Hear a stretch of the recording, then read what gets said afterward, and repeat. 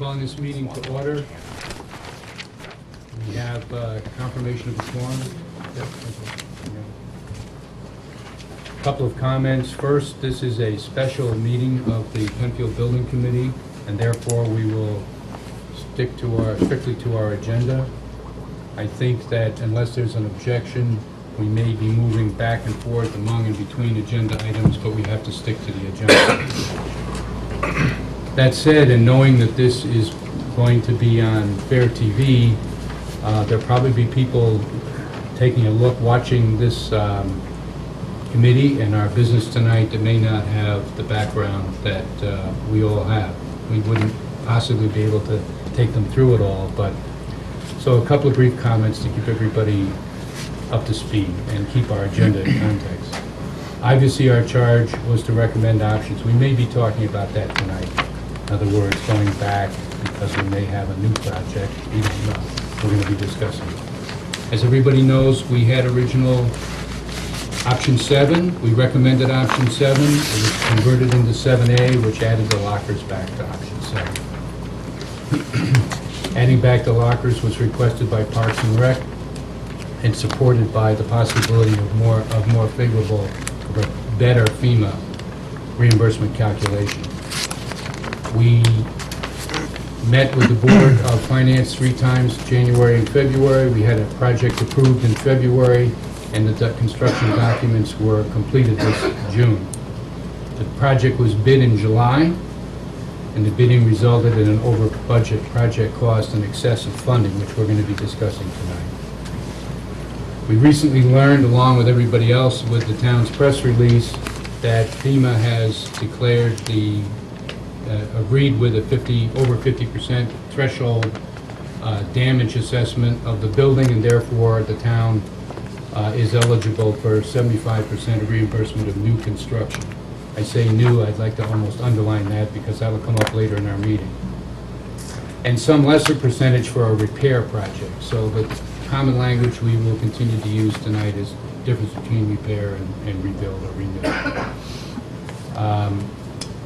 FEMA continues to develop the project worksheets. We're going to have to wait for them to provide us with information about actually what they will reimburse. And I'd also note that our committee, during the bid process and during this post-bid process, has conducted our regular meetings along with special meetings. We'll hear more about the bid results tonight and why this project is currently over budget.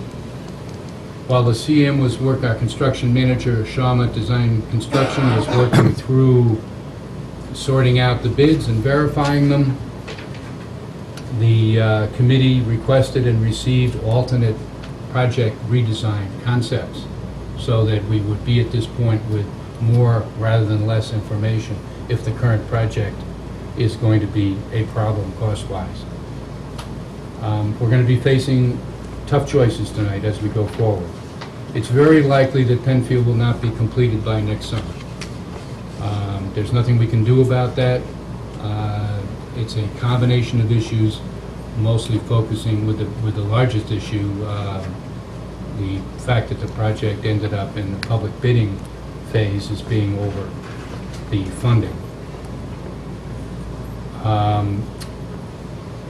After we concluded our meeting 2 weeks ago, our special meeting 2 weeks ago, we narrowed down our options to redesign or a complete replacement.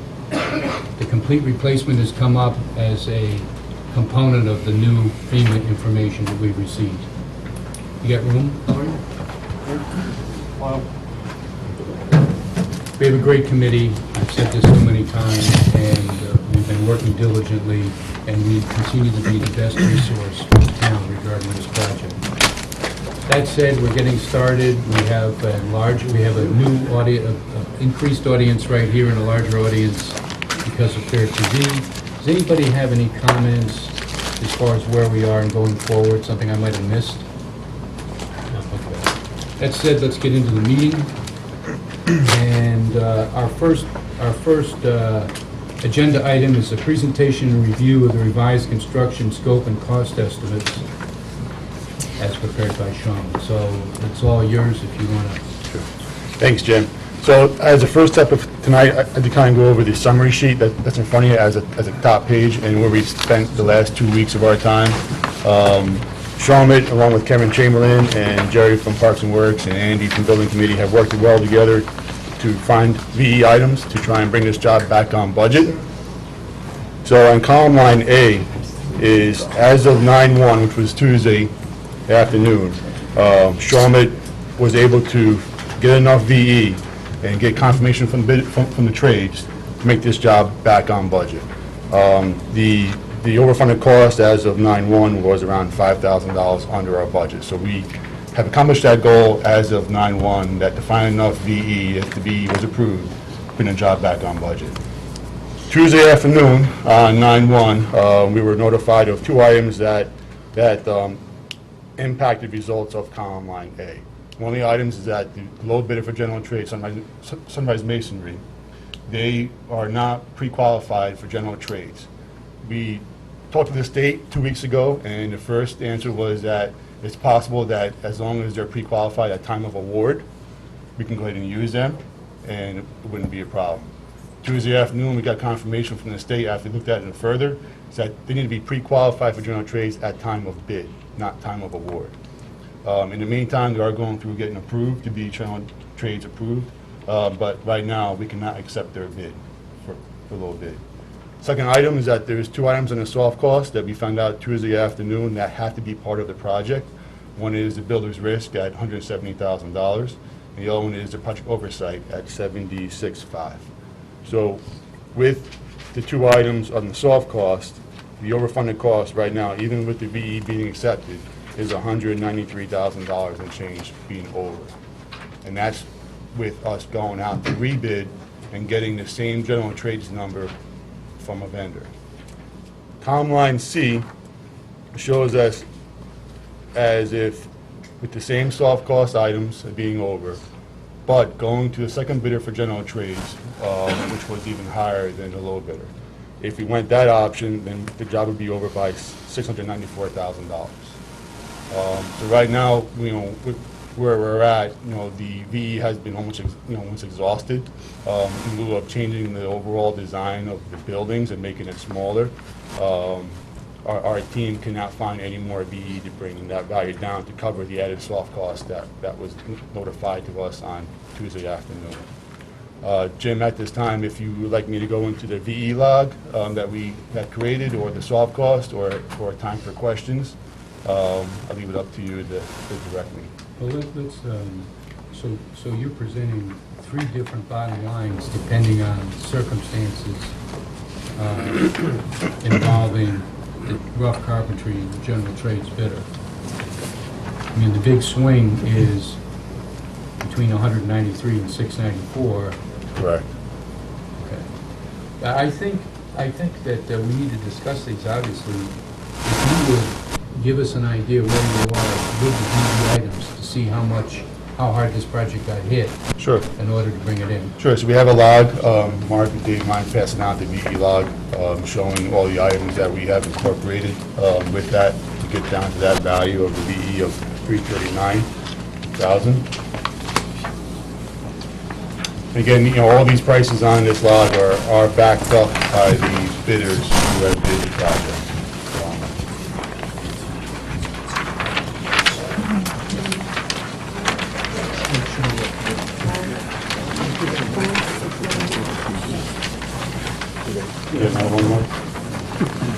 Okay, just for clarification for the committee and the public, we're now looking at a list of recommended cost reductions for the project, and the trade loosely referred to as VE for value engineering.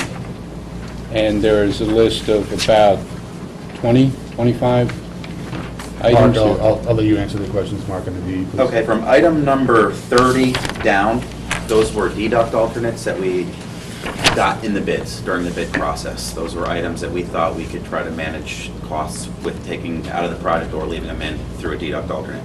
Anything from 30 and above are the VE items we did the last couple weeks. Everything is kind of listed. We sorted it by divisions, which is all the way on the right side. and everything is listed. Now, the highlighted yellow area is the lockers that we had talked about, and we did not get any costs for the lockers. That was our last option. So we decided, once we made it, not to get costs for the lockers. Okay, excuse me, can you clarify that? When you say locker, it says deduct to reduce locker total quantity. So that's assuming we went with the full amount of lockers as proposed? Correct. If I may, that is addressed in one of the future options as a design, removing it. So that's why we didn't pursue it. We do have a cost for it. Okay, I'd like to hear from the committee about how you want to go through this. Do you want to just take a minute or two to read down this and get your own impression about the impact on the project? Or would we like to have Shawna hit the highlights and tell us about the impact on the project? I'd say hit the highlights. Okay, you've got one big one here, which is the stone revetment at the bulkhead, for Correct. example. The rest of them look pretty small. Why don't you take us through the big ones, you know, the over 5 or 7, whatever criteria you want to use, so we don't spend an hour looking at this Sure. list. The first one is $14,000. That's a deduct for roof insulation, where there is an EDPM flat roof. That's over the locker wing, which is unconditioned. There is no need for the insulation. Basically, if we attain a 1/4 of an inch per foot pitch in the framing, we don't need any insulation, and that's a savings of $14,000. The two $5,000 deducts right there are both from the house mover. They wanted a licensed, registered, we had put in our scope to get a licensed, registered engineer out there after any storm to look at the cribbing system. We talked with the architect and talked with the house moving company that was excessive, and that he had safety guys that would come out, and that's what they normally would do, is have their safety guy come and check it after any storm, not a licensed, registered engineer. Almost the exact same thing with the survey from the building movers. That was also $5,000. We have surveying crew out there, and for them to shoot the corners of the buildings is, you know, just a few shots. So we took that out of the building mover scope as well. The next one is $12,500, which is a deduct to use plastic piping for domestic water in lieu of copper, which is standard practice these days. Sometimes it's PEX tubing, or this one is a FlowGuard PVC piping. It meets code, so that was one of our suggestions as well. The next one is a $5,000 deduct to change the 2 3-stall public restrooms into 2 single-use ADA toilet rooms. Further down the line. Roof drains, it's for $7,750. There are 4 roof drains going into the new building in the locker wing. Currently, there are none. So we felt as though if we could get rid of those, shed the water to, it's a 6-inch gutter, which is sized pretty big. All the gutters could take the water down into the recharge system below the building. The existing gutters are 4 inches on the locker wing right now. And the rainwater would be draining where? Into the gutters, and the gutters are going down into the storm recharge system below the building. That's currently there, There is no recharge system there now. so it's not technically zoning compliant. I would have to check with Kevin, who's not here, to see if that's a code issue on the recharge system. I believe that's what it is that it's a building code. Current, right. So it's something that really can't go. We actually looked at that to Okay. value engineer that as Thank well. you. The next one is $10,000. That's a deduct allowance for additional HVAC work. And all the additional work that I'm going to talk about next is kind of the unknowns when we move the building. What's going to happen with all the tie-ins, electrical components moving, switches becoming pulled off the devices. I couldn't tell you what would happen, you know, moving that building, what the final extent of that is. But we felt as though with the contingency being high in the first place, that we could manage that through the contingency and not through an allowance. So we took that allowance out of their scope, which was out of their bottom line.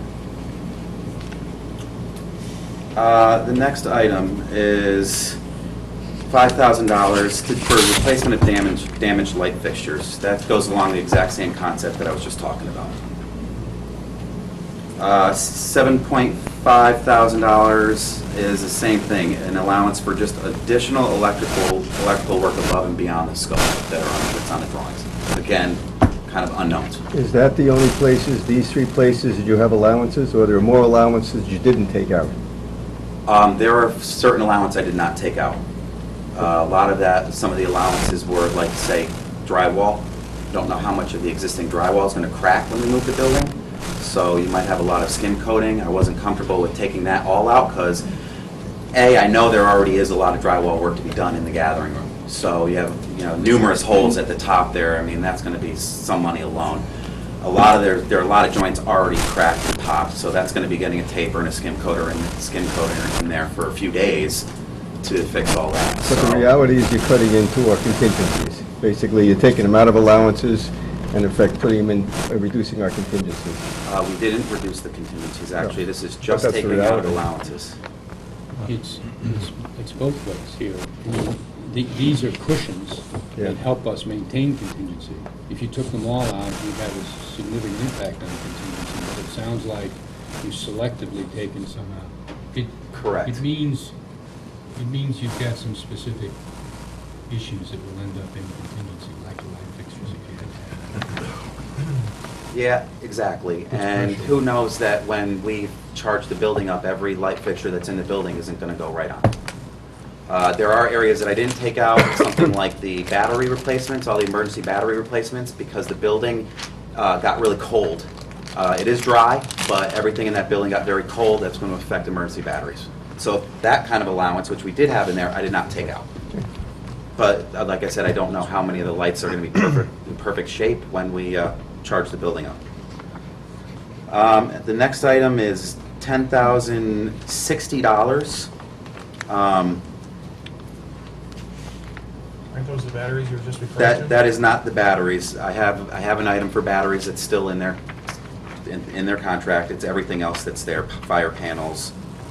I mean, I don't see the fire panel being bad that was put in 2010 and stayed dry since then. Even knowing it got very cold in there. If it stayed dry, there's no signs of moisture on any of the walls. All the drywall looks very dry in there. So one good thing is it looks like the roof held up. The next item is a deduct for lighting repairs in the west wing. That goes along the same concept. Next item is the anti-tracking pad. That is usually something you put on a very silty, muddy site. This site's going to be all sand. Everything cleans up pretty relatively easily. I don't see tracking stuff into the streets being a problem. It's a requirement by the town of Fairfield? I'd have to check.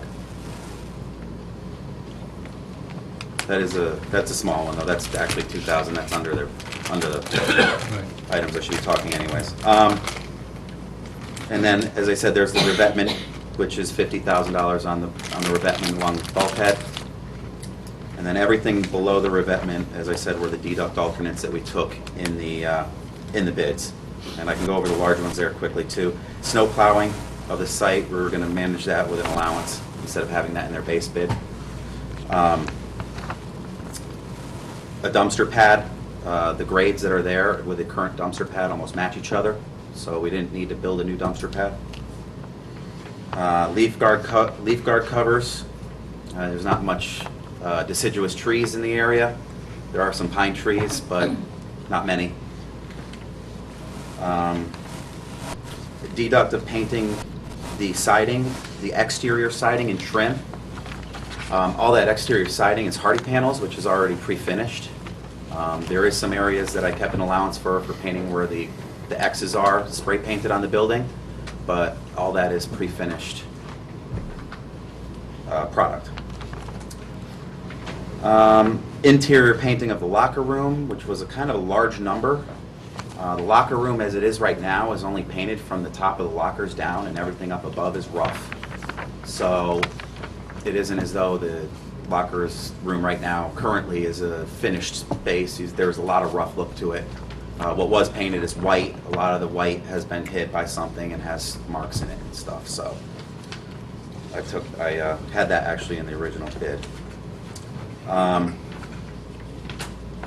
the deduct painting of the exposed roof structure above the locker room. So that was a number for painting all that stuff that, you know, as I said, is an add-on, which is better than the condition that it's in now. Deduct the reinstallation of the 2x4 light wells.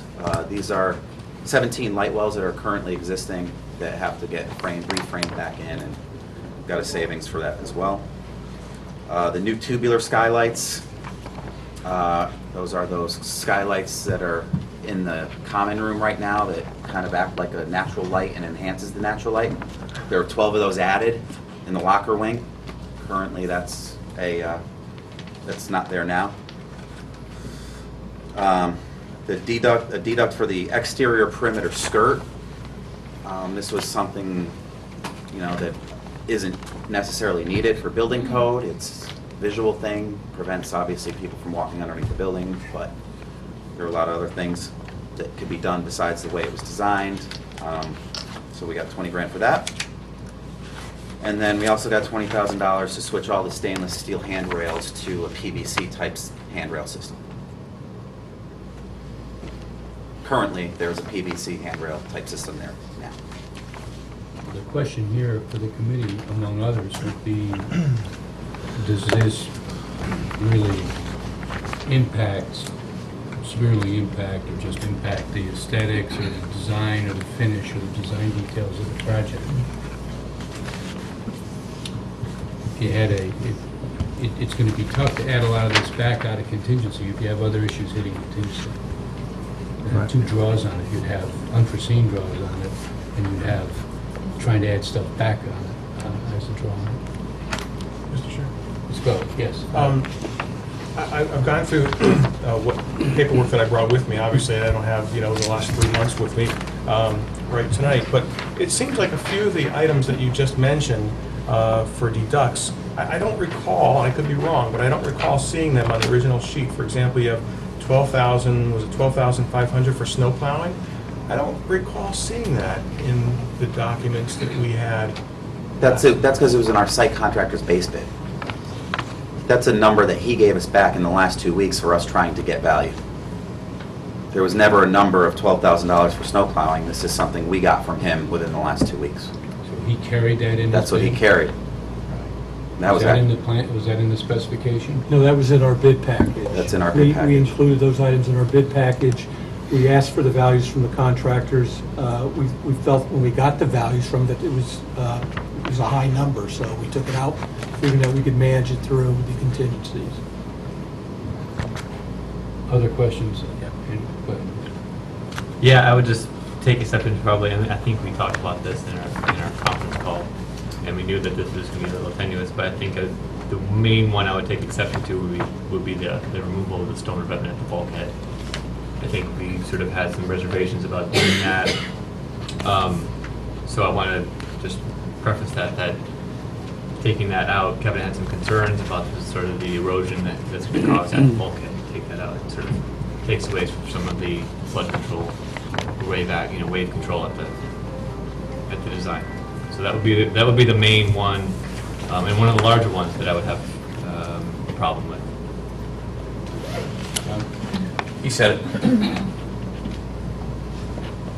All right, put it on the table, Ellery, you have anything on this? Yeah, the sheet starts off on top with the 8/20/15 overage of 532,686. Does that number tie into the first sheet we were looking at? Where's that number? I don't see it.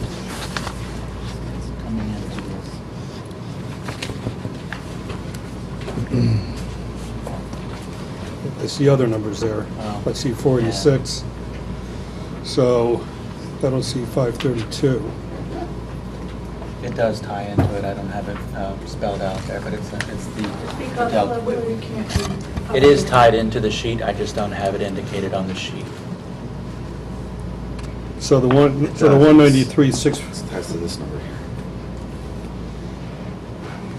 Oh, that's what the result is that comes back after it's deducted out of it. Right. So the 193,656 is a real number? As real as it can be? Yes. But to get there, you have to take the 339. Yeah. Yeah. Can I talk, Jim? Yes. The only comment I would make is, I would love to see this in two buckets, as you say, which is cosmetic. Clearly, I can understand painting as being cosmetic. When you talk about some of the other things, I don't know what the impact in the building, and I'm concerned that all we've done now is just cut down on the general contingency. I mean, we play around numbers, I think we can add 50 more numbers, eventually come down to the right number, but I don't know which would negatively impact the construction. So if they could do this again, and probably not do it tonight, which is cosmetic, and which could negatively impact and realistically impinge, painting would never impinge the contingencies, I can understand that. If we decide not to paint, we're never going to do it. But some of these other things, as they indicate, for example, we may have to put back in again, as he said, when they go ahead and put the building back and find out that some of the air conditioning units, so that's my only comment on that. This doesn't help me really much, very much. Is there a rough cut or in the 300, the PE list that get to that point that are essential? Riprap was certainly flagged. Is there anything else there that is a risk to a complete project? No. There are a few items that are kind of hard VE items that you'd have, if you did decide to accept them, you'd have to accept them right away, like the skylights and stuff like that, because that's got to get framed in. We can't go back after the fact, after the roofers are done, and put those in. So those couple items are kind of the only hard VE items, but other than that, no. Okay. Which, go ahead. No, I just, excuse me, I agree that the revetment would be a good, something I think should stay in. Anything else? I just agree also that we're just taking out allowances and increasing the risk to the project. And then also, just as a side note, not letting people walk under the building, I think might be a safety issue also that we need to look into. I mean, you made a comment that there's other things there, but what are those other things? Well, no, it's just exposed floor joist is all it is. It just would be open. I think your Okay. implication was that, the implication in your comment was that there would be another way to solve the problem. I don't think you're going to be walking under that building when you only have No. a foot of space, No. unless you're really Crawl small. space. Yeah, but you have Actually, it's children 2 all over feet. the, It's that 2 beach. feet. Yeah. The posts, the steel posts are 2 feet. I just think we might want to look at that from a safety perspective. I mean, there are kids all over that beach. Yeah. But also, there could be a different way of building it. Right now, it's built with all pressure-treated 4x4s and 2x4s across the whole thing, and there are other ways you could put something up there to deter people from going underneath it without building it that expensively. Steve? Yeah, I mean, I first of all, I want to say I do appreciate the effort. I think, right now, we're still $193,000 over, not counting someone who's not approved by DAS. So I personally don't want to spend a lot of time talking about this. I've been fairly vocal about my concern over the differing site conditions, not only in the foundation, but in the mechanical, electrical, and I'm concerned about the contingency. So while I appreciate like just using, and my other issue was a perimeter skirt, there's something else we can do that's cheaper, but it's still not in this number. So, you know, I do appreciate the effort, I really do, and I think, but there's a lot of things I put C next to which are gonna have to potentially play with contingency, which I'm concerned about that amount we have. So, but the key here, I mean, the idea here is to get through this presentation, look at the redesign presentation, and then start really determining what we're gonna do with this project. So we're not down to we're looking at comparative analysis here, not detailed analysis. And I appreciate that, Jim. The reason I brought that up is because it sounds like we are having to, that Sunshine Masonry, or Sunrise, excuse me, is not going to be, the state will not pre-qualify them after the bid, is what I Right. heard. mean, at this point, Sunrise Masonry has submitted their application for pre-qualification for general trades, so it is into the state. All their information the state has received, and they should make a decision on them Friday or Tuesday of next week. But just to be clear, right, for everyone's benefit, even with cutting this project to the bone, and taking out some things that a number of members of this committee really don't want to see taken out, we're still approximately $200,000 over budget. Best case scenario, assuming that this vendor gets approved. Correct. Right? If we add back in even just one, which is the stone revetment, we're $250,000 over budget.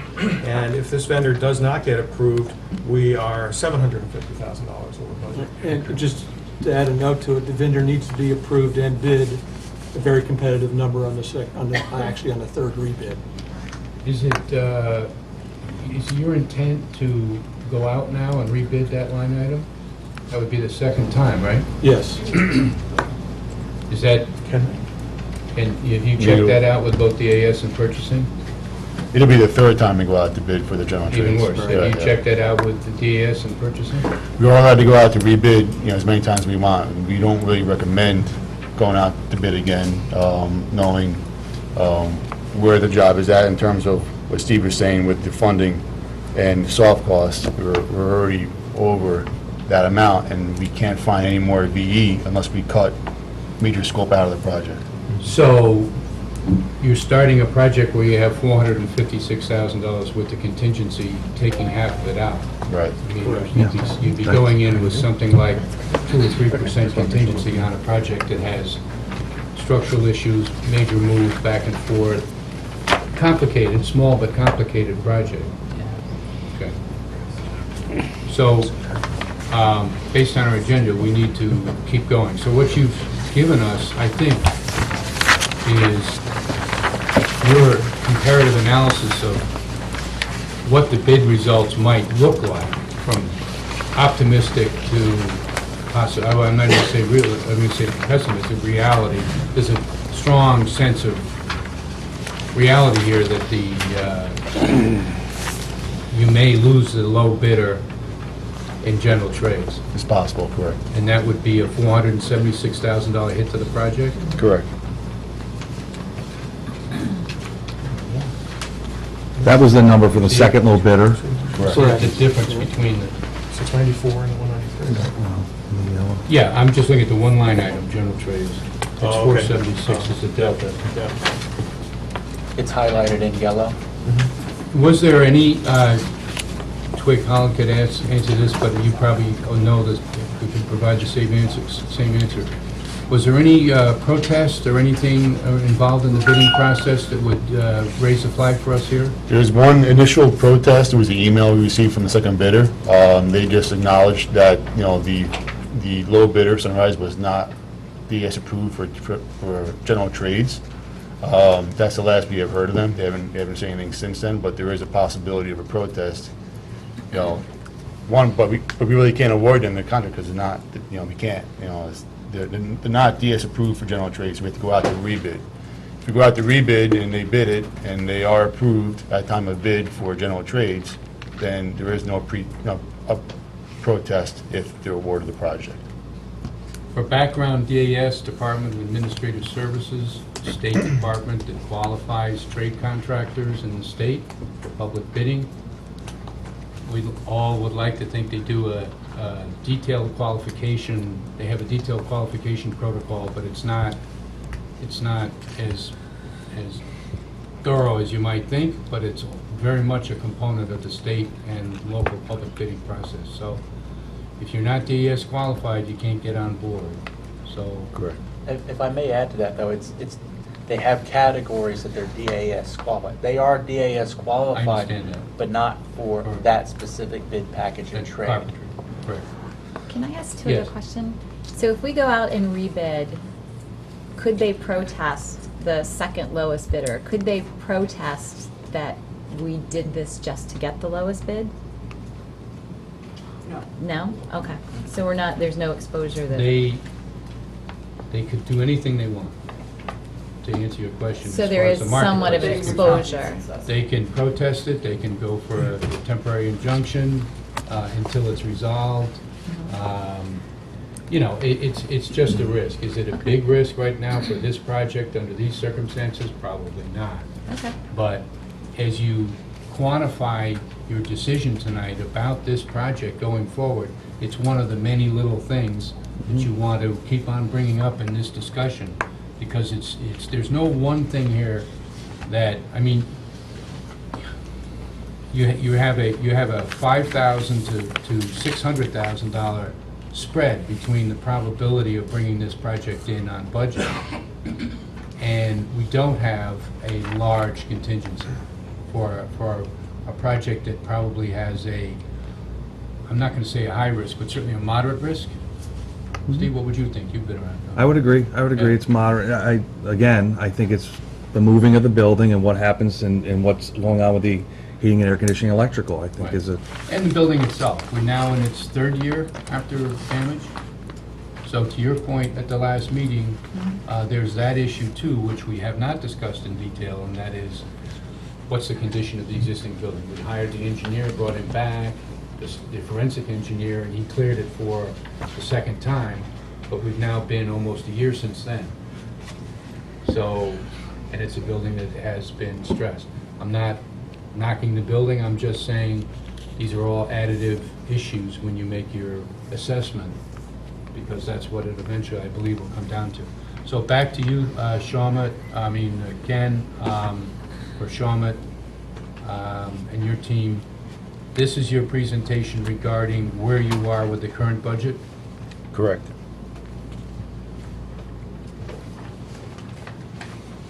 So in order to, if we stick to our agenda and think about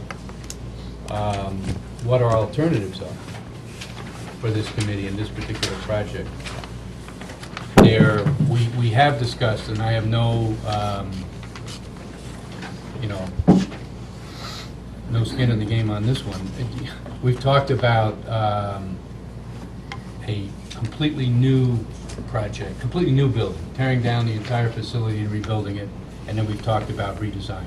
We have 4 redesign schemes that were put together by DeStefano and Chamberlain, and we had them look at redesign in parallel with Shawmut's efforts to try to bring the project in.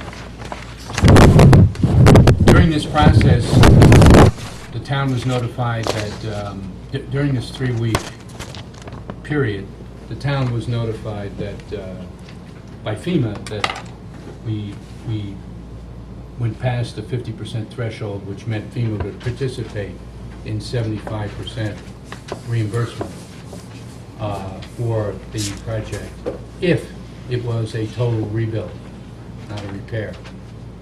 So if it was a total rebuild, that FEMA would participate.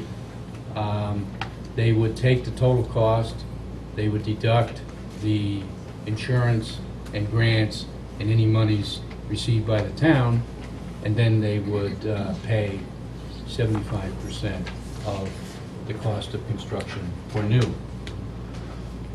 So it seemed obvious at the end of our last meeting that we'd like to know what that project would cost, because if it's a reasonable number, does it make sense to completely rebuild the pavilion? Then our other alternates will address here too, and we can address them in any order that you want. You have a spreadsheet before you, which I believe speaks to what I just said. So if you want to present your information to us regarding what you've discovered. Mr. Chairman? Yes. If I may, before we go into that, just for a point of reference and for the record, I don't see Mr. Mayor here tonight, but if we go back to our minutes and presentation that Mr. Mayor made to this body, as well as to the other town bodies, including the RTM, and the Finance Committee back in January regarding this project, you'll find that the exact same formula was stated. And that all that has really changed is that some verbiage has come through from FEMA that calls it a new project rebuild, but in fact, the ratio of 75% is exactly what was told to this body, as well as all of the other town bodies that we expected to get back in January. So I have to bring this up as a matter of record, because the press and some administration officials would like to have us believe that there was some new thing that happened, over the last several weeks at FEMA, when in fact that new thing was nothing more than what we were told was going to happen back in January. And I think it's important for us to realize that. I think you make a point. I think that what we heard 3 weeks ago was the fact that you couldn't have gotten the 75% without the 50% rule without the FEMA considering the building was destroyed, over 50%. So while those numbers might have been used, there was a caveat that that FEMA had to agree that there was more than 50% damage, which they did 3 weeks ago, so that kicked it in. So, just to be clear, but regardless, that's where we are today. That's where we find ourselves today. So if we could go through the presentation, Ken, with your team on alternatives for this project. Dave, you want to run through this, please? All right, I'm going to, I have a kind of a written description that I've put notes for myself to kind of go through it. I know that there's people that haven't seen the drawings and stuff like that, so, but you guys have all seen the drawings. So I'm going to kind of read through it for the other people that don't have drawings or haven't looked at it. They were distributed last week, I believe. Yeah, I mean, to that point, 2 weeks ago, we received a presentation from the project architect and structural engineer about, that included 4 or 5 distinct redesign schemes, which really cut the project back. Ordinarily, under these circumstances, when you have a project like this, and if you're convinced that it's going to be overrun, and you can't start it because it's overrun, or you can just about start it, use some contingency to get it going, but you're really worried about it being overrun, then you start cutting the project back. And the real way to cut money out of a project is to cut scope, real scope out of the project. You get down to counting light fixtures and whether or not you're going to paint the doors or not paint the doors.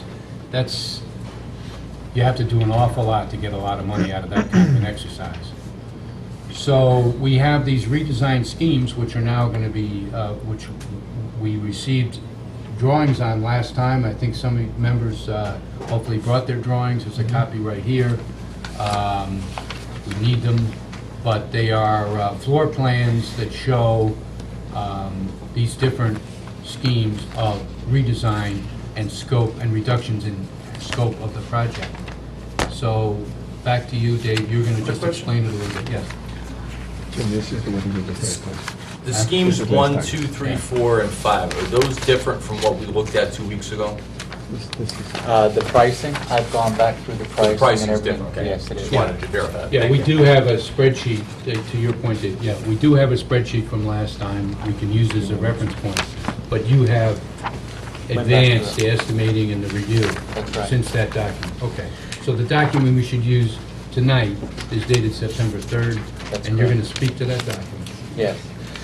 Just as a reference point, we're using the base design as designed as our starting point for the rails, landscaping, raising the parking lot, all of those things that are not VE. So we're at the upper level of the original cost of our bid results. That allowed us to manage the information that we're getting from our bid results and then plugging that in. So we have real numbers being utilized inside there. For example, if we had concrete footings on one side of it, but we were using piles, but we're changing the construction of that to have full concrete, it's pretty much just a doubled over. So we have real concrete numbers, we have real pile numbers, we have real steel, MEP, whatnot. Okay? So scheme number 1 is we labeled it no east wing, add changing rooms to west wing. Okay? So essentially that is demolish the existing east wing and install new siding, cover decks, construct changing room addition to existing west wing bathrooms. The changing rooms will be a simple open locker room with metal lockers around the perimeter of the room only. Big enough to stuff shoes, Bibles, and whatnot. Note that this space already has a floor below it and a roof above it, so we're kind of sliding it in. It would go in near the concession area, and the bathroom's on that other side over there. Okay. Let's see. Dave, could you speak up? Okay. Thank you. And construct the porch around the east and of the building that provides the necessary pedestrian circulation around the east end of the building. So where we would take off the building, we would extend a covered deck over there. Okay? Excuse me, is this for our purposes, does this come close to our original option 7, or is this our original option 7?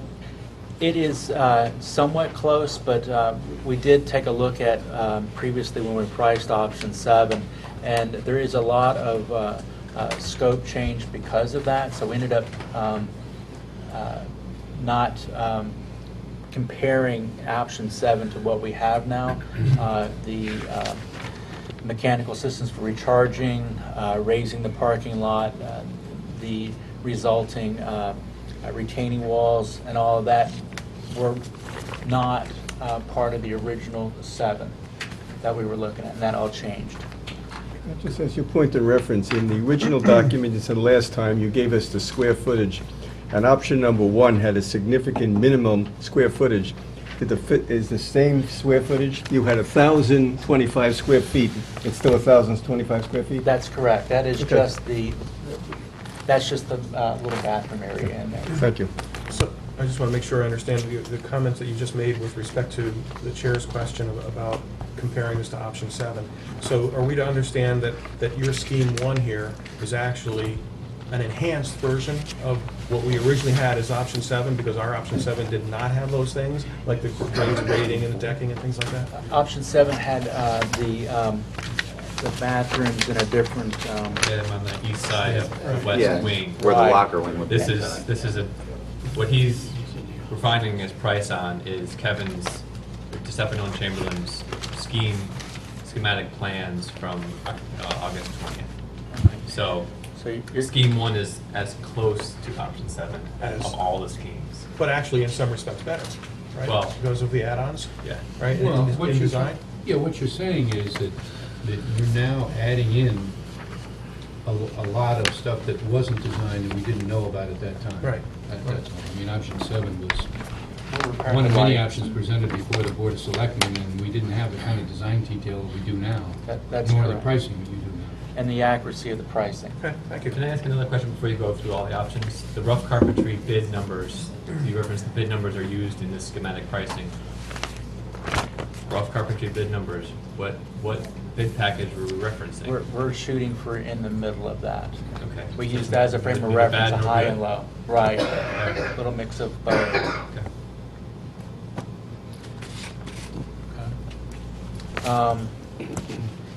Let's see. So essentially, the demolition number, if you look at the detail that's provided, the 98,000, we kept that as pretty consistent throughout all the schemes, because that's pretty roughly what the price is that we got for the project as a hard bid. And so not much is different than in that scope of work. They also is the same with the site work. You'll see that those numbers are all pretty much the same as well.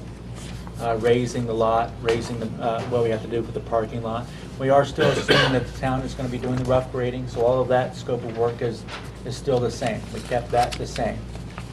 It's these bid numbers that we received that we're still carrying all that apples to apples. You'll see that there's very little increase in the concrete or changes in the concrete, except when we get into the options or schemes 5 and 6. The same with the structural steel. We're still going to utilize structural steel as the undercarriage structural framing of that. If we don't use the steel, we have to raise the whole building footprint 6 inches because of the wood framing system that would be used structurally. So we've stayed with that consistently. Because of a deeper framing dimension that That's- would be necessary? That's Okay. correct. And that is one of the things that is unique about the project, is we're having to, while it's in the parking lot, have to go in and cut and sister up and putting a steel frame inside there while it's in there. That's a costly system. So the carpentry package, We've utilized the information that we received during the scope review of the trades to see what that impact was. We asked the questions. It's not part of their VE process, it was just general discussions, talking with them, what they felt certain items were worth. We didn't want to modify or change any of their bid results due to that, so we were just asking just general questions for information only. When you gave us the design last time, you put in a factor of about 200,000 in every area for escalation due to putting the project to 2016. I notice in here you don't have in that. Is it buried someplace else, or don't you think we still need it? Well, the cost of the project right now is including present-day cost, so that if we do design, it sounds like it would be designed within 8 weeks or something like that. We'd be able to go right back. Depends out on to which bid. scheme it's gonna be, depends on how long Kevin needs to design it. So scheme 1 to scheme 5 is different for durations, but Kevin was saying it could be 5 weeks, it could be 12 weeks, one of these 5 schemes. But you didn't feel the need to put in a contingent factor for delay in the project, which is what we got last time. Initially, Okay. it's our standard. As long to as I always, understand it, that's all. You know, put that in our basic, but we were asked to go back and take a sharper look at it, and that was one of the items we We're discussed. trying to get this closer to the numbers we've been Oh, dealing I know. with. We also did that with the contingency line item down below as well. There were a couple things that we felt, I'll address it later on, but let's see, the same with the roofing. That's an actual quotations from our contractor, talking with them. Let's see. We are in the specialties, in the kitchen equipment, for example. We're planning on reusing the equipment, even in the new scenario when replacing it. It was only used a year. We did put a little money to replacing something if necessary as a contingency item, so that it wouldn't come out of contingency. But for the most part, you know, we will look at salvaging the toilet petitions, any signage, or anything of that nature as well. Here's where you'll see the next one's the special construction, the earth movers and the building mover and the piles. We have had discussions with the mover again and talked to him about his increase in cost, and that reflected that change in our numbers as well.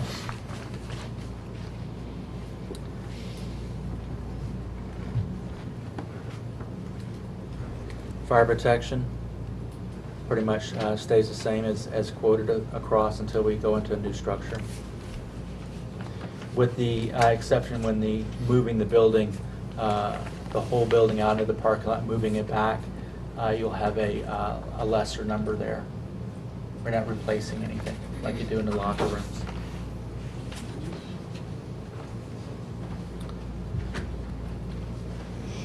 Plumbing, you'll see the numbers fluctuate based on the reduction in the bathrooms or the addition of the bathrooms. That's your main drive with the plumbing number. The recharge system is included in that.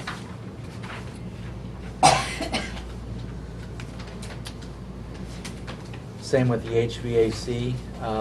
We really aren't doing much other than cleaning and testing everything after we move the whole building in option number 5. There's only 3 exhaust fans in the being added to the project in the locker room, so it's pretty much just repairing what's in place.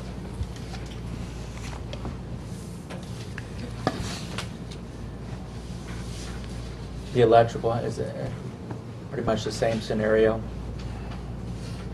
It ends up being more of a repair and replacement of what's in place. You do add new light fixtures, but there's not much power distribution as far as receptacles and things like that in the locker room. And then our project requirements are safety items and managing how we do things on the site on top of our general conditions.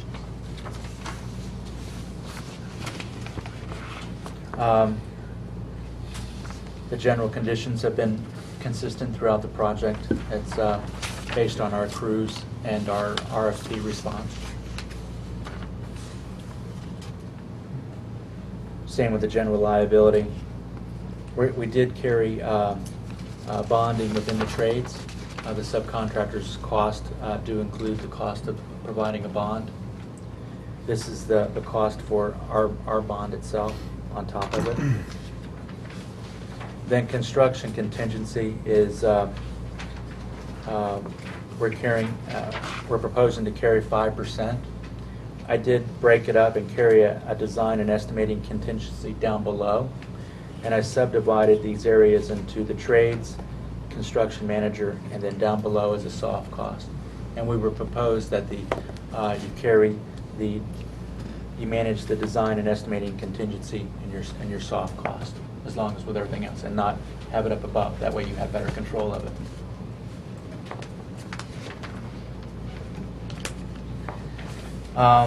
So that's pretty much scheme one, and kind of walking through generally the 6 schemes. I can read through and tell you the description of each one of these. Would you like to do that?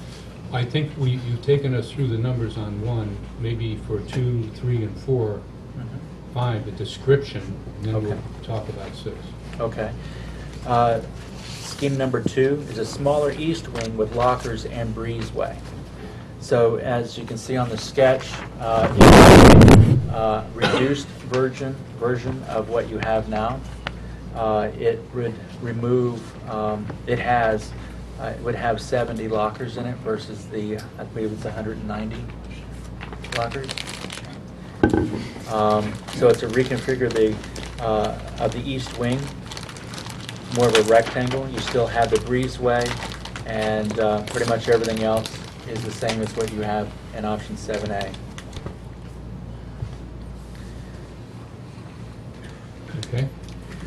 Scheme 3 is a smaller east wing with lockers and no breezeway. So it's reducing that, but also removing the breezeway.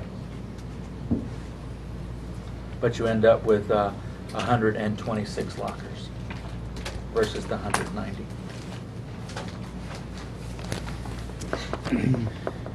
Scheme 4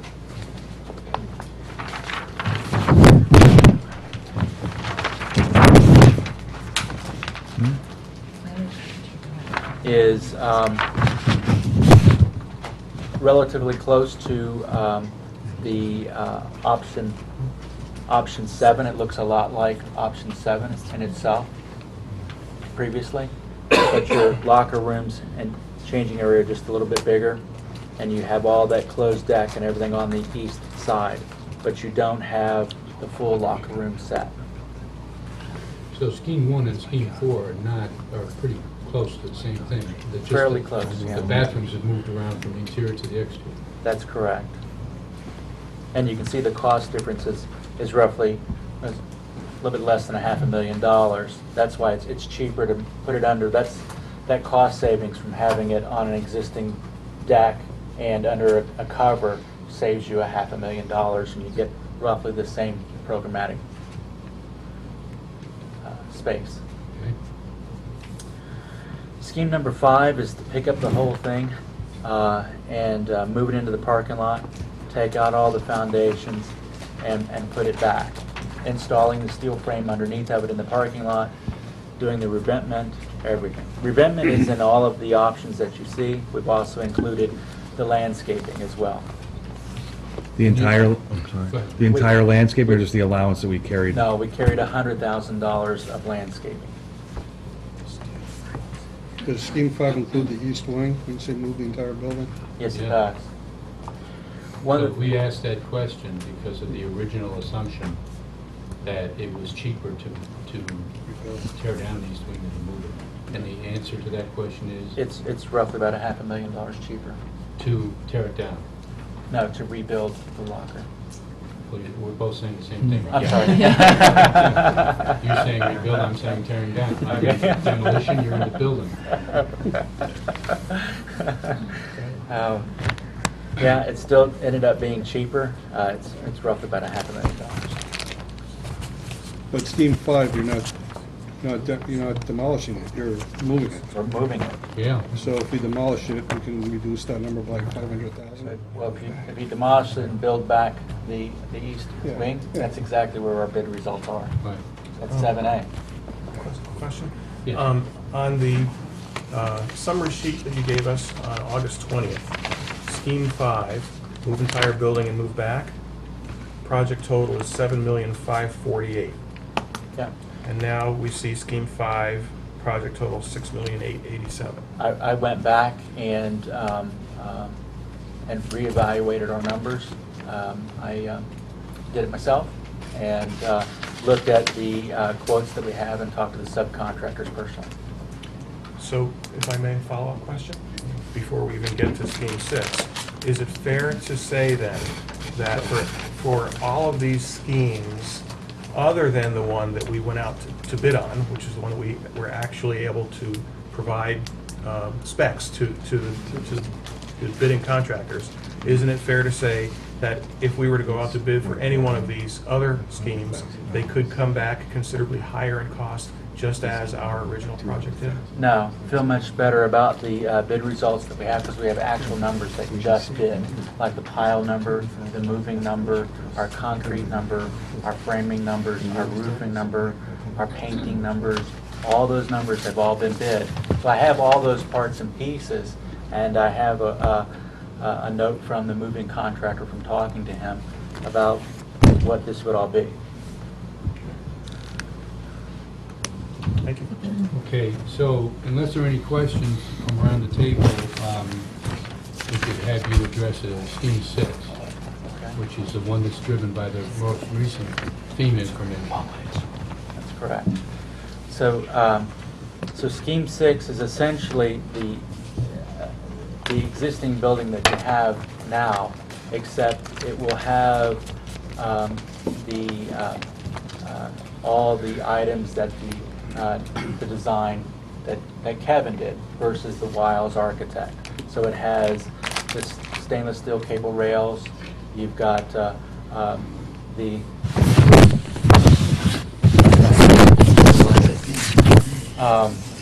so it has everything that you're used to seeing on your drawings. It's just the same footprint, everything. The retaining walls, the elevation up from 6 in the parking lot, raising that up to 12 underneath the building, everything that you have there. And we used the numbers that we had from the quote, from like the concrete. But where we're only doing concrete on that one half of the building, we decided to go ahead and put, we talked about this, we think that if you're going to build it all brand new and put it all there, just go ahead and do the concrete on both sides. So all we had to do was basically just double the number, or factored appropriately from the quantity that that we have. You say that you're talking about the concrete. The concrete. Numbers. That's right. Similar with the well, we had the piles all done anyway, but we didn't have the extension of the piles because we are going to go ahead and do the smaller systems that we're doing now with the little mini columns and then all the grade beams and stuff like that. So this isn't a one-for-one replacement, this is a one-for-one replacement plus. It's enhanced.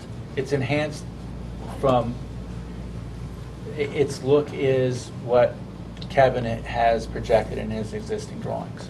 So if FEMA says the building has to be replaced, totally replaced, and that the design and the function capacity have to be essentially the same, in other words, you can't really fool with it. There is a premium, or there's an added cost here to bring this building in that you have on Scheme 6 to the standards that the committee's been working with, to the design criteria that the committee, in landscaping, parking lot, and so, that the committee's been working with over the past 3 or 4 months?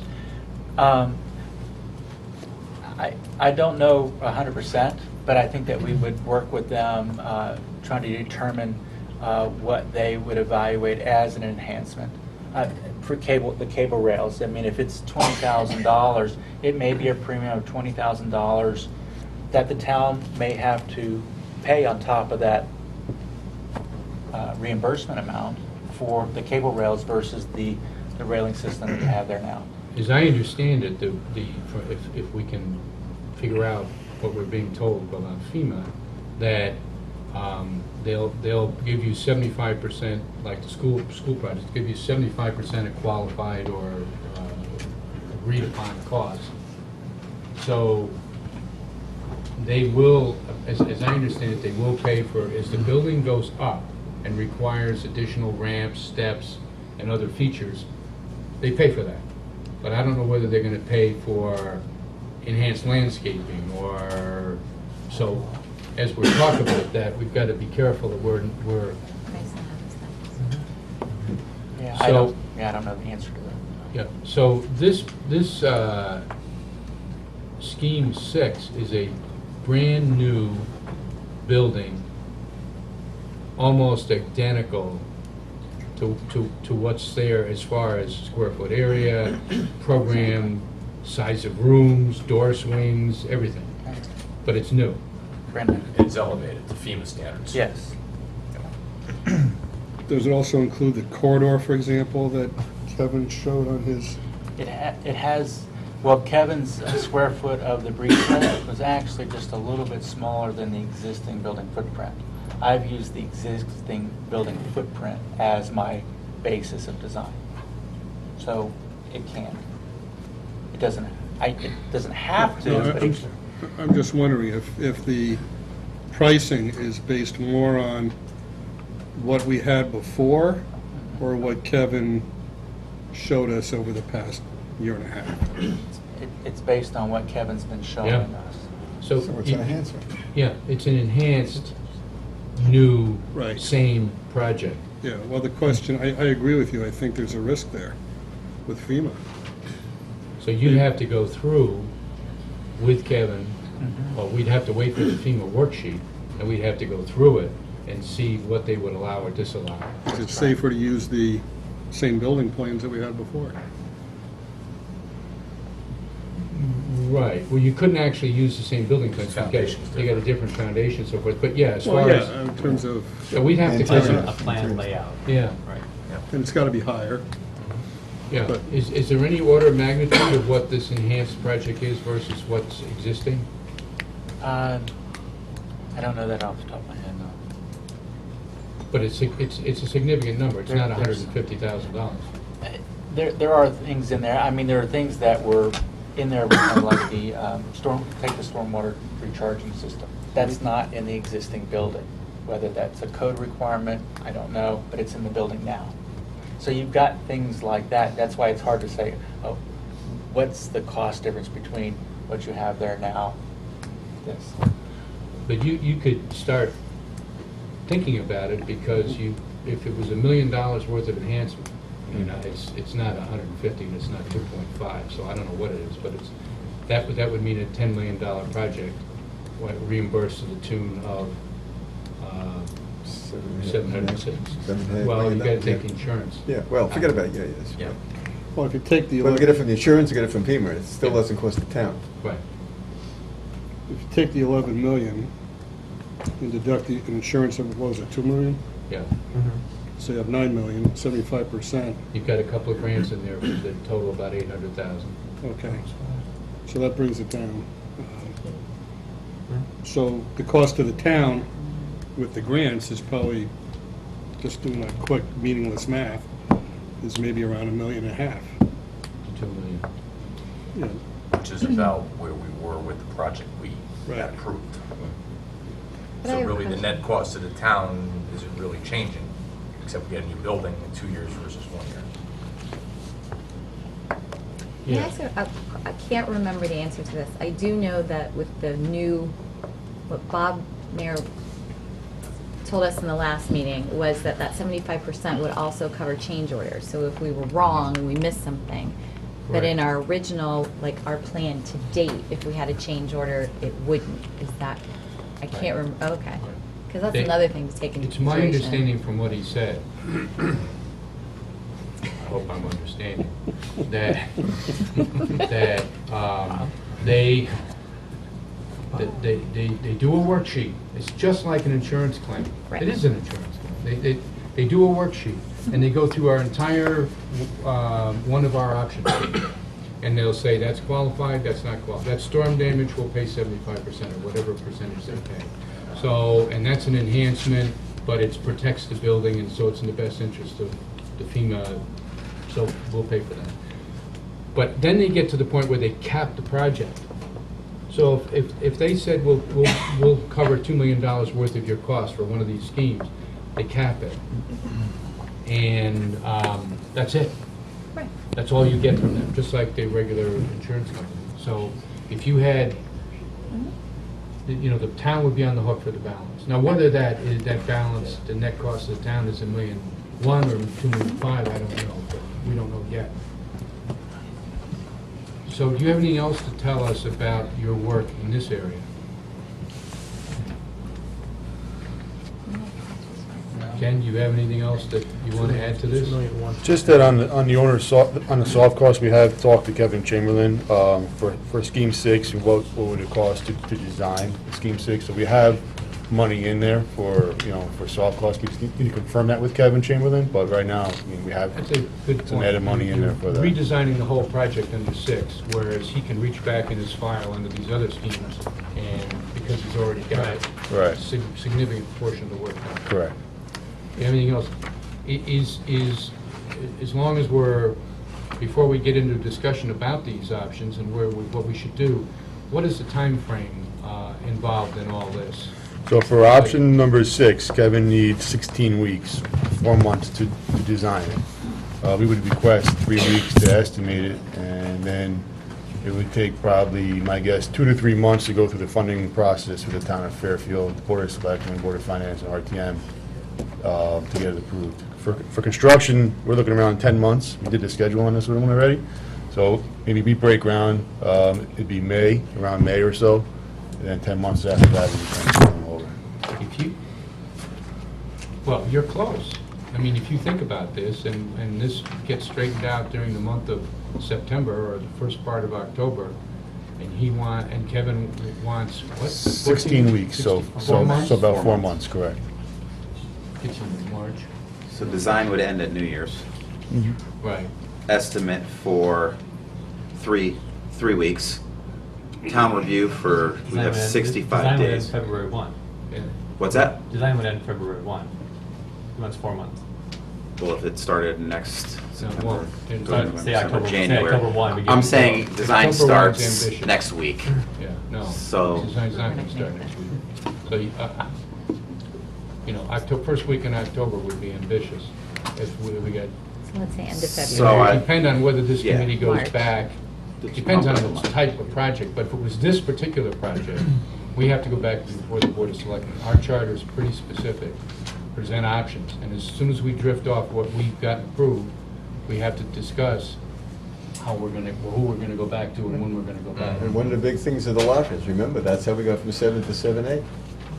Well, I And mean, they may not be happy so I with think cutting we're the amount of looking at a lockers. year. We're a year different from now. But what's the price per square foot for option 6?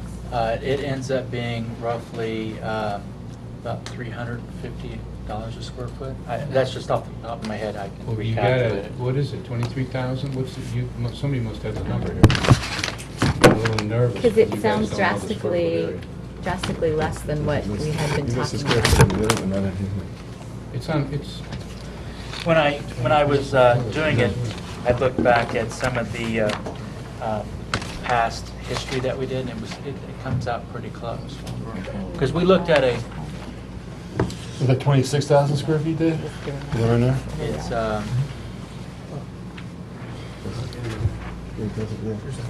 it's This is- 27,000 square. for, again, you're talking about scheme 6, Correct.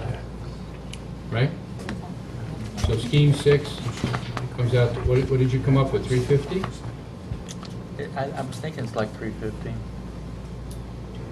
Because wasn't that our big quote? My faith is generally in the calculator.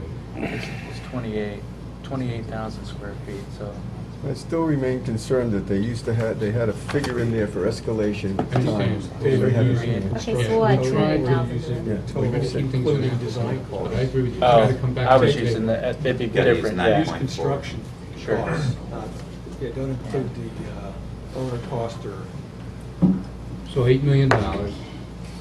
A 9. I would use the 9. So 336 a square foot. 336? Tile-supported building, shorefront building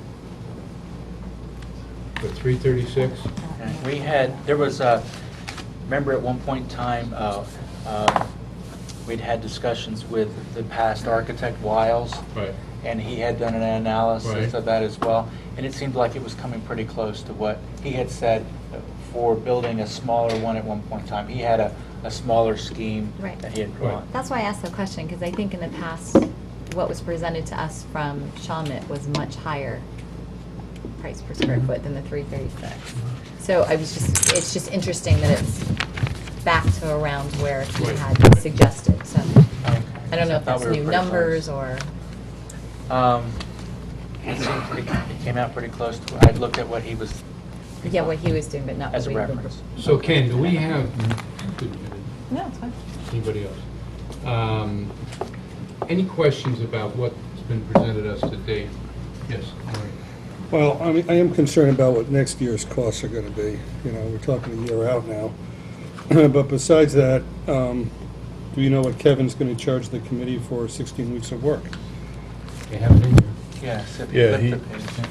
Oh, it's in the soft cost? Yeah, on the soft cost on the next sheet gives you the breakdown, the soft cost for each scheme. Okay. And Kevin mentioned that it'd be around 4.5% of the value of the GMP for his design services to design Scheme 6. Of the value of the GMP? Yeah, So he's, okay. but. including his consultants Correct. also, mechanical, structural. Not on the value of construction? I have it on the 9.8 value. A 9.8 value, so. Construction, On yeah. on construction. And what kind of direction are we giving Kevin in terms of what this rebuild is gonna look like? We haven't. What was asked, what we ended up at the last meeting was, given the information we had just received about FEMA, what would happen for a one-to-one replacement? We do have a number on the table, which is one-to-one plus, because it's got a lot of the features that we've been discussing for the past 4 or 5 months in the design phase of the current project. Landscaping, so forth. So it's better than a one-for-one. So when you look at this number and you think about 75% of it, you're gonna have to take something off the top, because the FEMA guys are gonna look at it and say, we're not putting pine trees in there, or the Well- parking lot's all yours, or good luck. Well, my fear is that Kevin is gonna come back with something very nice, but maybe something too elaborate. Not that that's a bad thing, but we are working within a budget, and. You'd have to design to it. And then you'd have to go back again, and now it's 24 weeks, or, you No, know, and more money. So I think it's important that you have instruction as to what we're looking for right from the get-go, so it doesn't drag out any further. Right, I if thought you go this route. I thought effectively Scheme 6 was current layout, so taking the site constraint out of the, in isolation, current building layout as it exists today with enhancements. That's effectively what Kevin would be designing, because we're framing this as an effort to get the most FEMA funding as possible. Kevin can't do a complete redesign of the facility. That's just not in the cards. So I think that I don't have as great of a concern of Kevin going off the rails a little bit. Is, to your point, where did you, how did you assume these numbers as far as the scope of work? Did you discuss it with Kevin? For Scheme 6? No, I didn't discuss it with him. We just, I just took it from, Well, you know your site, you know your piles, you know Right. your foundations, I you know have- your locker, so I all have you were pricing. focusing on was the west wing. And I have Instead of pricing. moving it, you tear it down. Right. and I have the pricing as a guide. I've already got pricing that I can just plug in based on what Kevin drew. So you'd have to, yeah, I think you got enough here, It's close. if you, especially if you're gonna go just strictly to FEMA rules. That's why I felt comfortable. Originally, I was just going to do it by a square foot number, but because we had all that data, why not use it? It adds a level of accuracy. So now, any other questions on the schemes 1 through 6? So what we have before us is a presentation of the original project with 3 variations of how it could be brought in on budget, or maybe the more realistic picture about how much it is over budget.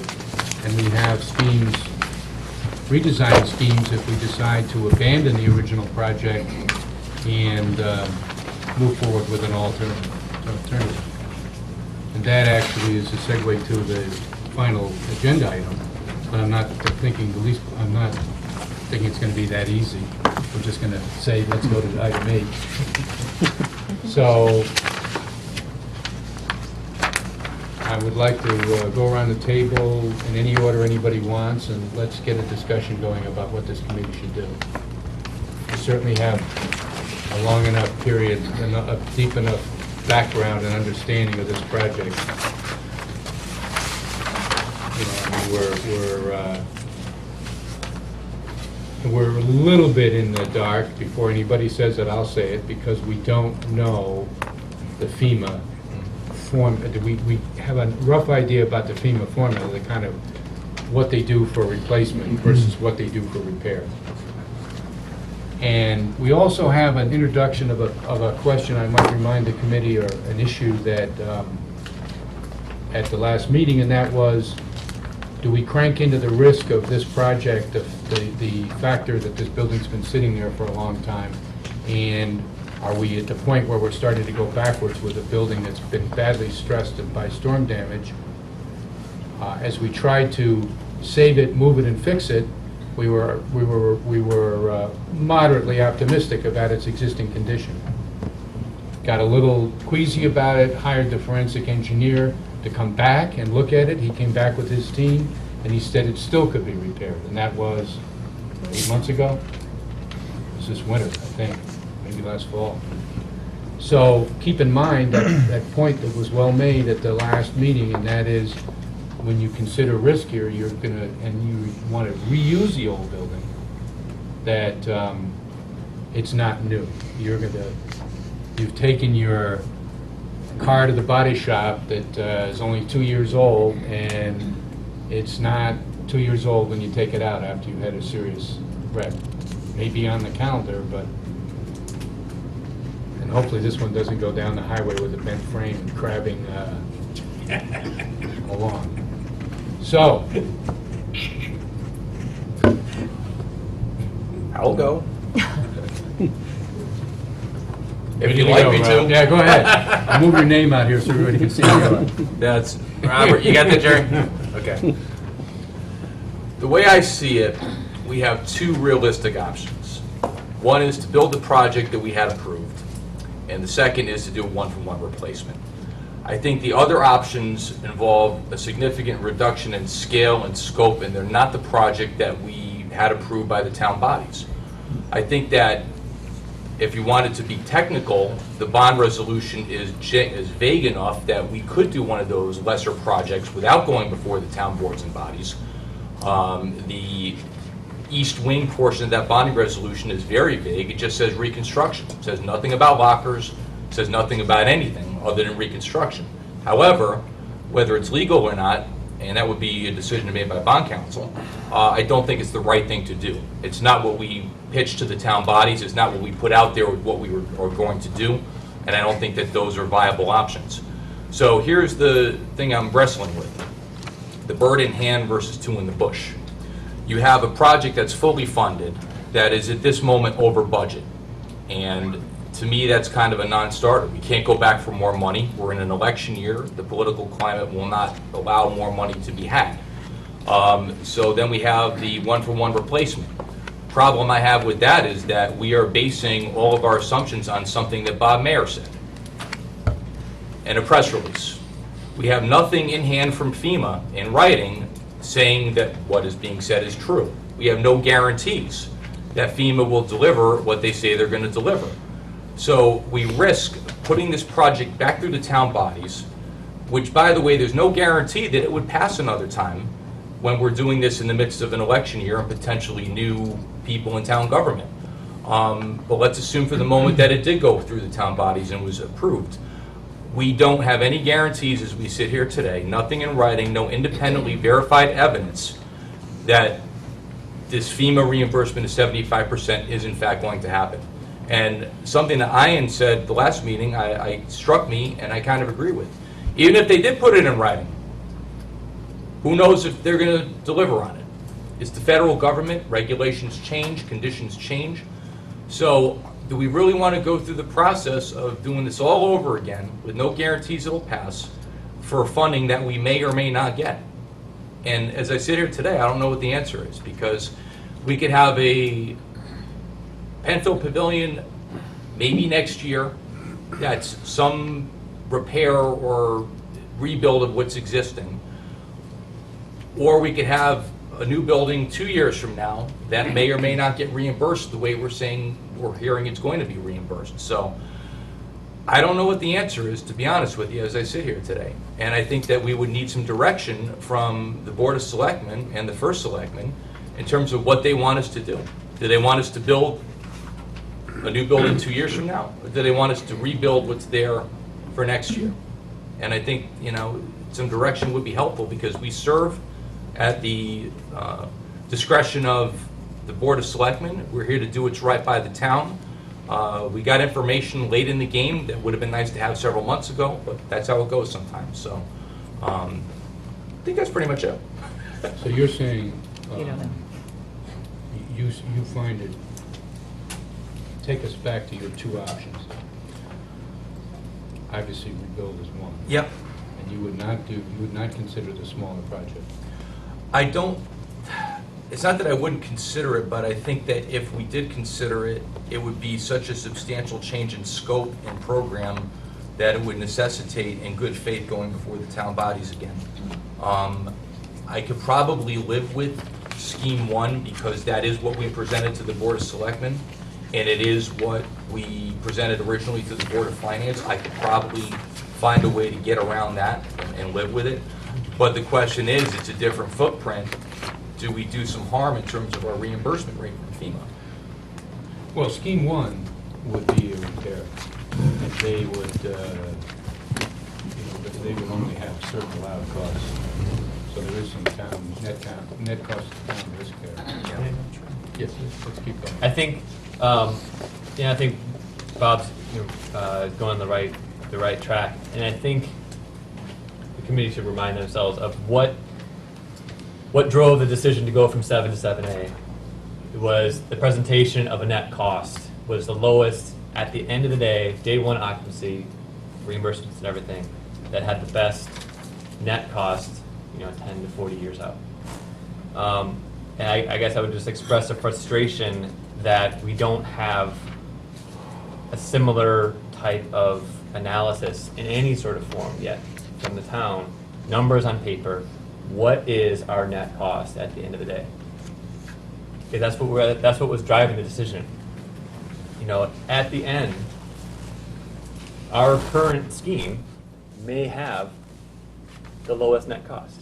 When we, depending on how the town evaluates, or the FEMA evaluates option 6, which is complete demo and rebuild of the existing program. And I think Ian probably has numbers that he's working through. That's sort of an approximation of net cost. So we have an option of saying, well, we can take our existing, with the existing, requesting, as painful as it would be, requesting existing funding, with the presentation of this is our new net cost, given our current assumptions, versus delaying the project even further. And I think that this is more of an expression of both the reality and frustration that we're not getting a full picture from the town right now, or from town management right now about what all the variables are. Ian? So I agree with my colleagues to a certain degree in the sense of frustration, but I want to be very clear and go on record and amplify what Andrew just said, which is this committee had approved what we called option 7. And we were all set to go.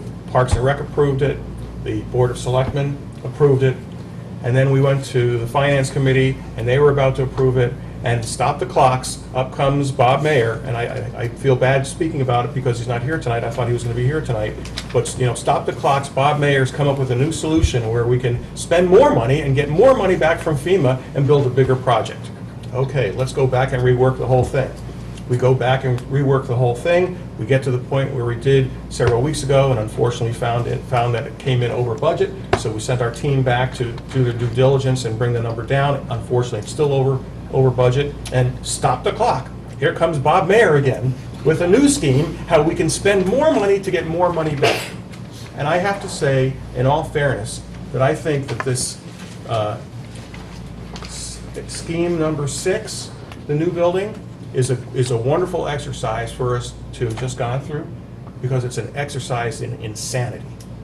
To think that we would even consider putting an $11 million building on the beach, regardless of who pays for it, is an absolute exercise in insanity. And if you want to know how the numbers work, and by the way, there are so many inconsistencies with the presentations we got from Mr. Mayor and from town officials, unfortunately, that led us to believe we would get a firm 75% back, when I can tell you, in my conversations with FEMA, and as I shared with this committee and with the public who was here at our last meeting, I have a letter from FEMA regarding a situation, so you can get letters from FEMA.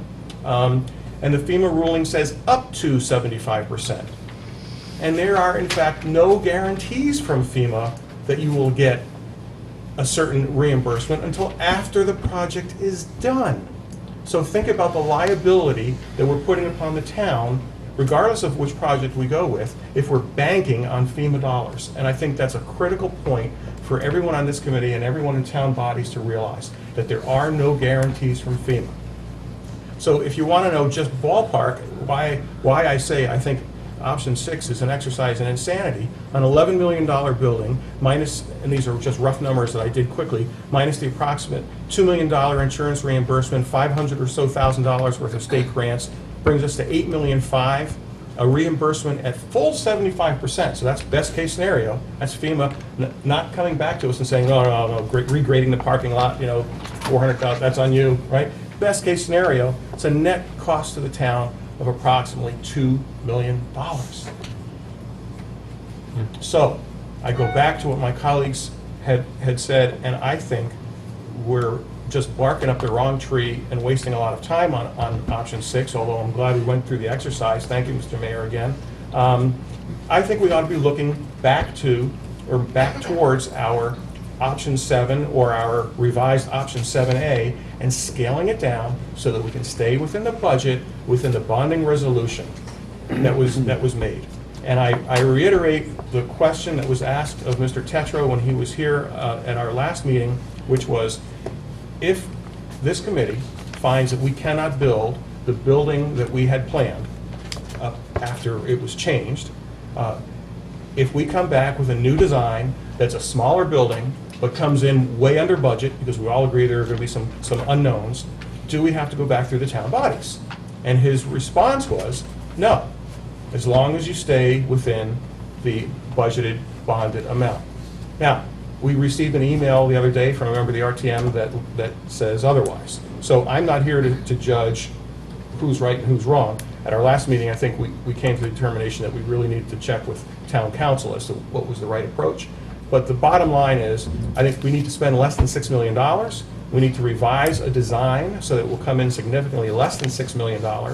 And we need to stop being sidetracked by politics, because this committee has been sidetracked by politics on so many different occasions and on so many different levels that it's beginning to sound like Washington, not Fairfield.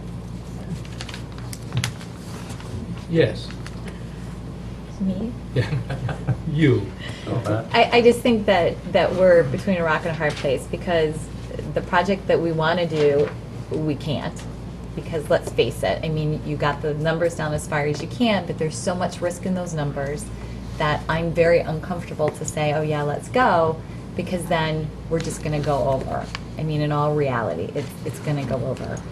On the other hand, even though I am a proponent of rebuilding something new, because it's not the old beat-up car, I do agree with Ian that, you know, it's an $11 million building. We already built, what was it the first time, $5 million, so we have $16 million, you know, in this site.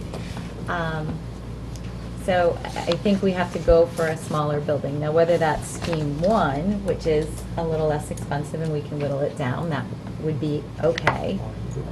But I do believe that we need to go through the town bodies. Even if it's not, we don't need approval, I just think we need the right, and we have always done the right thing as this committee. We've always bucked the system and done what's the right thing. I think we need to go back, we have, right? We have to go back through those town bodies, whether it's for official approval or not, to say, you know what, we tried it for what you approved, we couldn't do it, so this is what we're changing it to stay within the money.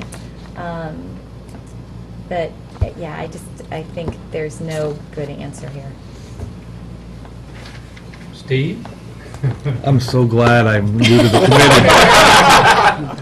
So I can't speak to the history. I'm going to speak just to similar to what I said last meeting, is that right now I feel we're cutting this with the exercises, and again, Shawna did a great job with DeStefano and Chamberlain DeStefano, trying to get VE items out of here. We're over budget, period.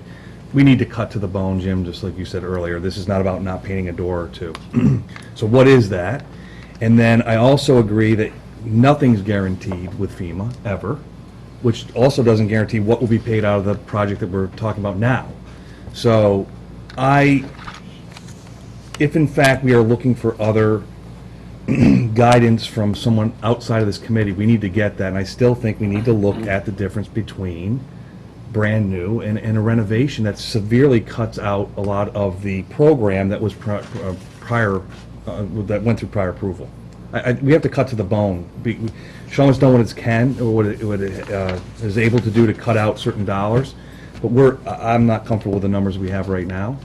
And I also still think that, which I heard what Dave said and Shawna said, that the numbers produced in these other 5 schemes today also include what I'll call the Cadillac that we have in the original design that came in over budget initially. The stainless steel railings, the skirting we talked about. So these numbers are a little bit higher than if we went and did the same exercise again as well. I just want to make sure everyone knows that, or that's what I heard. But I still think we have to look at options to what are we willing to cut out of the existing design to the bone in order to make sure we're in budget, and what do we do with Scheme 5? I think we have to look at them both, because I think a brand new building, there's just too many unknowns. I'm sorry, I'm looking at last week, Scheme 6, thank you.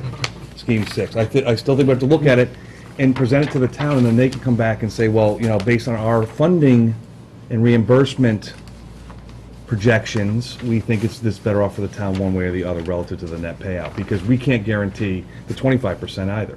You can't guarantee either option, so I think that should go back to the town with 2 different options of what it is. All right, well, before I go to anybody else, a little break and sidebar. As far as Shawna is concerned, and having taken subcontractors through the building, we don't have Joe here, Joe Michelangelo, to give us some real insight, but as your team has gone through the existing building as it sits there, and your subs, your trade contractors have looked at it, is there any question or doubt about the repairability of that building, that structure, the west wing now?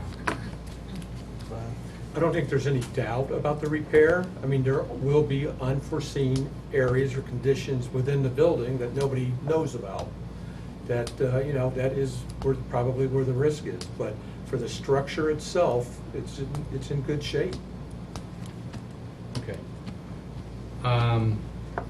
Ellery, let me start with you. Jim, it's my understanding that Bob Meyer, Chief Fiscal Officer, is not a FEMA expert. He gets his information from our FEMA consultants. The town, Right. FEMA consultant. And will we have the opportunity to speak directly to the consultants? As you know, we asked the first selectman to arrange that, and he has emailed me and answered to my email to him and said they will make that happen. Okay. Because I think that might be very important before we make any final decisions. I'm sure that's I'm sure we won't, but as I sit here today, I personally am leaning towards scheme one. We do away with the lockers. If you have to go back to the town body, so be it. I don't know how much revenue the lockers would actually mean to the town in the long run, but right now we have a project that's over budget. This puts us under budget with a little bit of a cushion so we can get this thing completed. Thank you. David? I'll go last because I have a Z. Okay, B and S. I cannot take exception with any of the committee's statements so far. I think that what's going to be key is the worksheet from FEMA. I mean, how we could do anything without knowing what that would be. And direction from the first selectman's office. And so the Board of Selectmen. Board of Selectmen, yeah. There are many open ends to this that I cannot pick one of these and say that that's the way to go. I just can't answer which would be the proper course at this particular point. Just because I go last, I don't want to be the last word on the subject. But there's a lot of people in this room, and I take exception. We don't work for the first selectman. We work for the town of Fairfield. And I bet you that people tonight who are rooting to bulldoze the thing down take the repair money and move on. I don't think that's in the best interest of the town. I think what I'd like to see is pick a scheme. I don't like the word scheme. I wish you'd pick a project and actually go through and talk about what's cosmetic, what we can do, and let's get this thing done. The problem is every meeting, because we're talking to so many options, we don't, at the end of the meeting, we don't know where the hell we are. Excuse the expression. I think we should make a decision tonight which option we want to go and spend the rest of our time and effort to nail down exactly what the true costs are, if there's going to be escalations, and then move forward. And then I think we get this thing built, which I think is what the large majority of people in the town would like. I think we've always used this as a jewel in the community. People who come to the community, you say no, I disagree with you. One of the big things when I moved to community was having this there. I moved from New York City, from a public beach to Connecticut. And I think I think most people would like it built, but I do think they want it built within budget. And I think we have to make sure that we can start off well under the cap. So when we find things wrong, we can fix it. And I think we can do it. I really think we got good talent here, we have good consultants, and I think unfortunately, in moving back and forth, I don't think the problem is Bob Mayer, I don't think Mike Tetro, is the fact that we keep going back and forth and we're trying to look at every conceivable thing, and you just can't do that. I think we should find and not call it a scheme, we should find a project and spend the rest of the time and effort going through and what's important and what's not important. I don't know what's cosmetic, I don't know what's critical, I don't know what's ADA compliant, but I think someone should tell us. That's not the final word, but at least what the ZEEF says.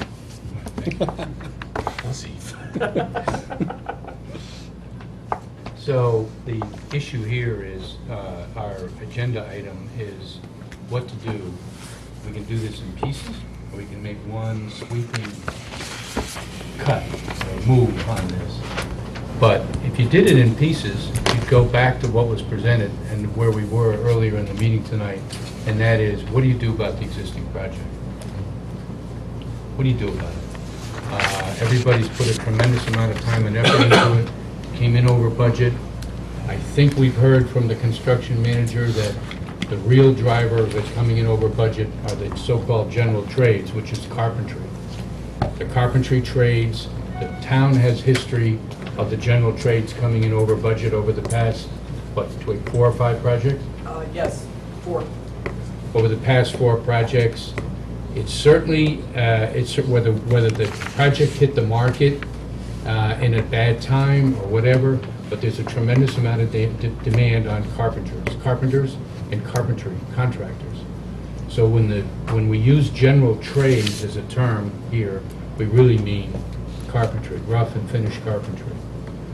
So I don't see the original project surviving with a $456,000 contingency and, to your point, allowances that really in reality, even if it's only a handful, even if it's only $150,000 worth, are cutting into that contingency.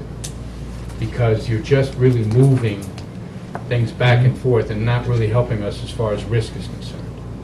So that said, A couple of things that are on the table. Well, let's just do one thing at a time. If there's no objection, is the committee comfortable with a member developing a motion to stop, not to proceed with the project as bid? Does that start moving us along? Do we need to do that? Well, we need to start building either with 2 or 3 motions or one large motion, however you want to do it. We need next steps, whatever they are here. What if you think the next steps require facts that we don't have right now? That could be when we get to talk about next step. The question is, I'm one step ahead here. you can't do much with this project. I Yeah. mean, well, let's put it differently.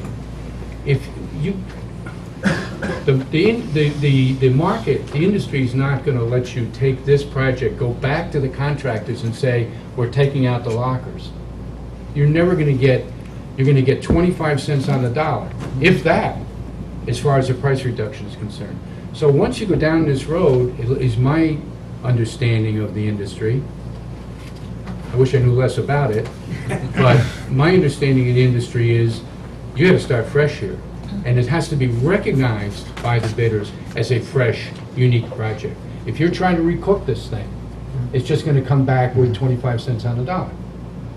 So, that said, is it appropriate, whether we do it with one motion or a multiple, do we set aside, or you can table it, you can stop it, you can do anything you want with it, it's up to the committee. Jim, can I just ask you to clarify, at least for my edification, what you just said is about if you go back to the trades and say, if you want to cut out the lockers, it's 25 cents on the dollar. I don't understand that, because if I look at scheme 1, which essentially cuts out the lockers, it knocks, $700,000-800,000 off and brings us well within budget. Am I missing something? Yeah, I'm saying you can't ask the same group of bidders Oh, I see. to go through that. You Okay. could put that back to market and hope you could. As a new, okay, gotcha, thank you. And probably with a lot of lessons learned about where this market is, you may split your bid packages up differently. There's a lot of lessons learned here that would help you get a decent number there. So I'm looking forward to, if somebody feels strongly about it and I'm resonating as far as this is concerned, a motion to, Well, I have 2 requests. okay, Number one, if we're going to do this, I humbly request a 5-minute recess so we can maybe contemplate and think about it rather than trying to draft a motion here at the table. Secondly, one thing we might not have considered is the effect of halting or putting some kind of formal stop on this project to the bonding resolution. Because the bonding resolution is a saleable commodity. I don't know whether it's gone out to, right, it's been brought out. yeah, so I have it right here in front of me, but I think you're right. Yeah, so I don't know if putting a formal halt to the current project has any impact financially, credit rating-wise or otherwise to the town, and I think that maybe we should know that answer, and unfortunately, we have neither Mr. Mayor nor bond counsel here to advise us on that. Well, we hit this point at the last meeting, we took a 10-minute recess, and if nobody objects, the chair is going to ask for a 10-minute recess. We'll reconvene in 10 minutes. In the meantime, I'd like the committee members to just talk, and anybody wants to communicate can communicate, but I think the break is well advised. 10-minute recess, thank you. Committee's reconvened after a 10-minute recess. Before we recess, the question before the committee is how to proceed with next steps after this meeting, given what we know, what we learned. We thought we knew everything. That said, there have been 2 or 3 suggestions during break amongst the committee members when we were caucusing that possibly the way to go forward is simply a sense of the body or a resolution regarding next steps, rather than get tangled up in specific action items. So that said, that makes it easier for the committee members to participate in said resolution. So, Rob, I don't know, you were vocal about it in our caucus. What do you think of that? I think a sense of the body motion makes sense at this point because we want to have some direction for all involved to follow. I think to formally kill the project tonight would potentially jeopardize the funding that's in place. may have an impact on our credit rating because we have a bonding resolution that's been approved and no project to go with it. I think that potentially could be a problem. So what I would recommend is a sense of the body resolution in terms of choosing or giving opinions about which scheme or which project we would be comfortable building, whether that be 2 or 3. I think also that it would make sense to formally request a written opinion letter from bond counsel stating what we can and cannot do within the parameters of the existing bonding resolution, whether we would be required to go through the entire approval process over again, or whether we could simply inform the town bodies of the direction we're taking within the existing bonding resolution. So that would be my suggestion. If it's the committee's wish, I could, throw out a motion and we could discuss it, or we could just go around the table and get a sense of where people stand. You missed one, and... I did. Yeah, that was FEMA. Yes, thank you, Mr. Bradley. FEMA analysis. We need something in writing from FEMA, because basically at this point, we've been operating under they said, he said, she said. We have nothing in terms of real evidence to indicate that what we've been told is true. Nothing against Mr. Mayor or anybody else, but we need something in writing, some concrete evidence that we can use to get a sense of what the reimbursement will be, understanding that there are no guarantees. It's more about making sure that we do no harm to any reimbursement efforts. Input from the committee members. The concept that's been put forward here by Rob is that we name the project or projects we're going to proceed with, or options we're going to proceed with. David's point is we should really have one. I can understand where he's coming from, just to stop the clutter and the background noise. But name the project or projects. The second part of your your second point you made was a written opinion from bond counsel regarding proceeding with whatever alternate projects we have. And the third is, once and for all, some kind of FEMA analysis that would result in a net cost to the town.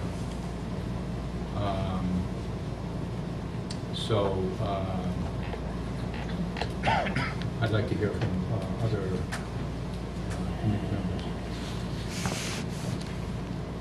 What you'd like. So what this does is it forces the committee into making its mind up as far as recommending to the Board of Selectmen, if we have to, if we change the project.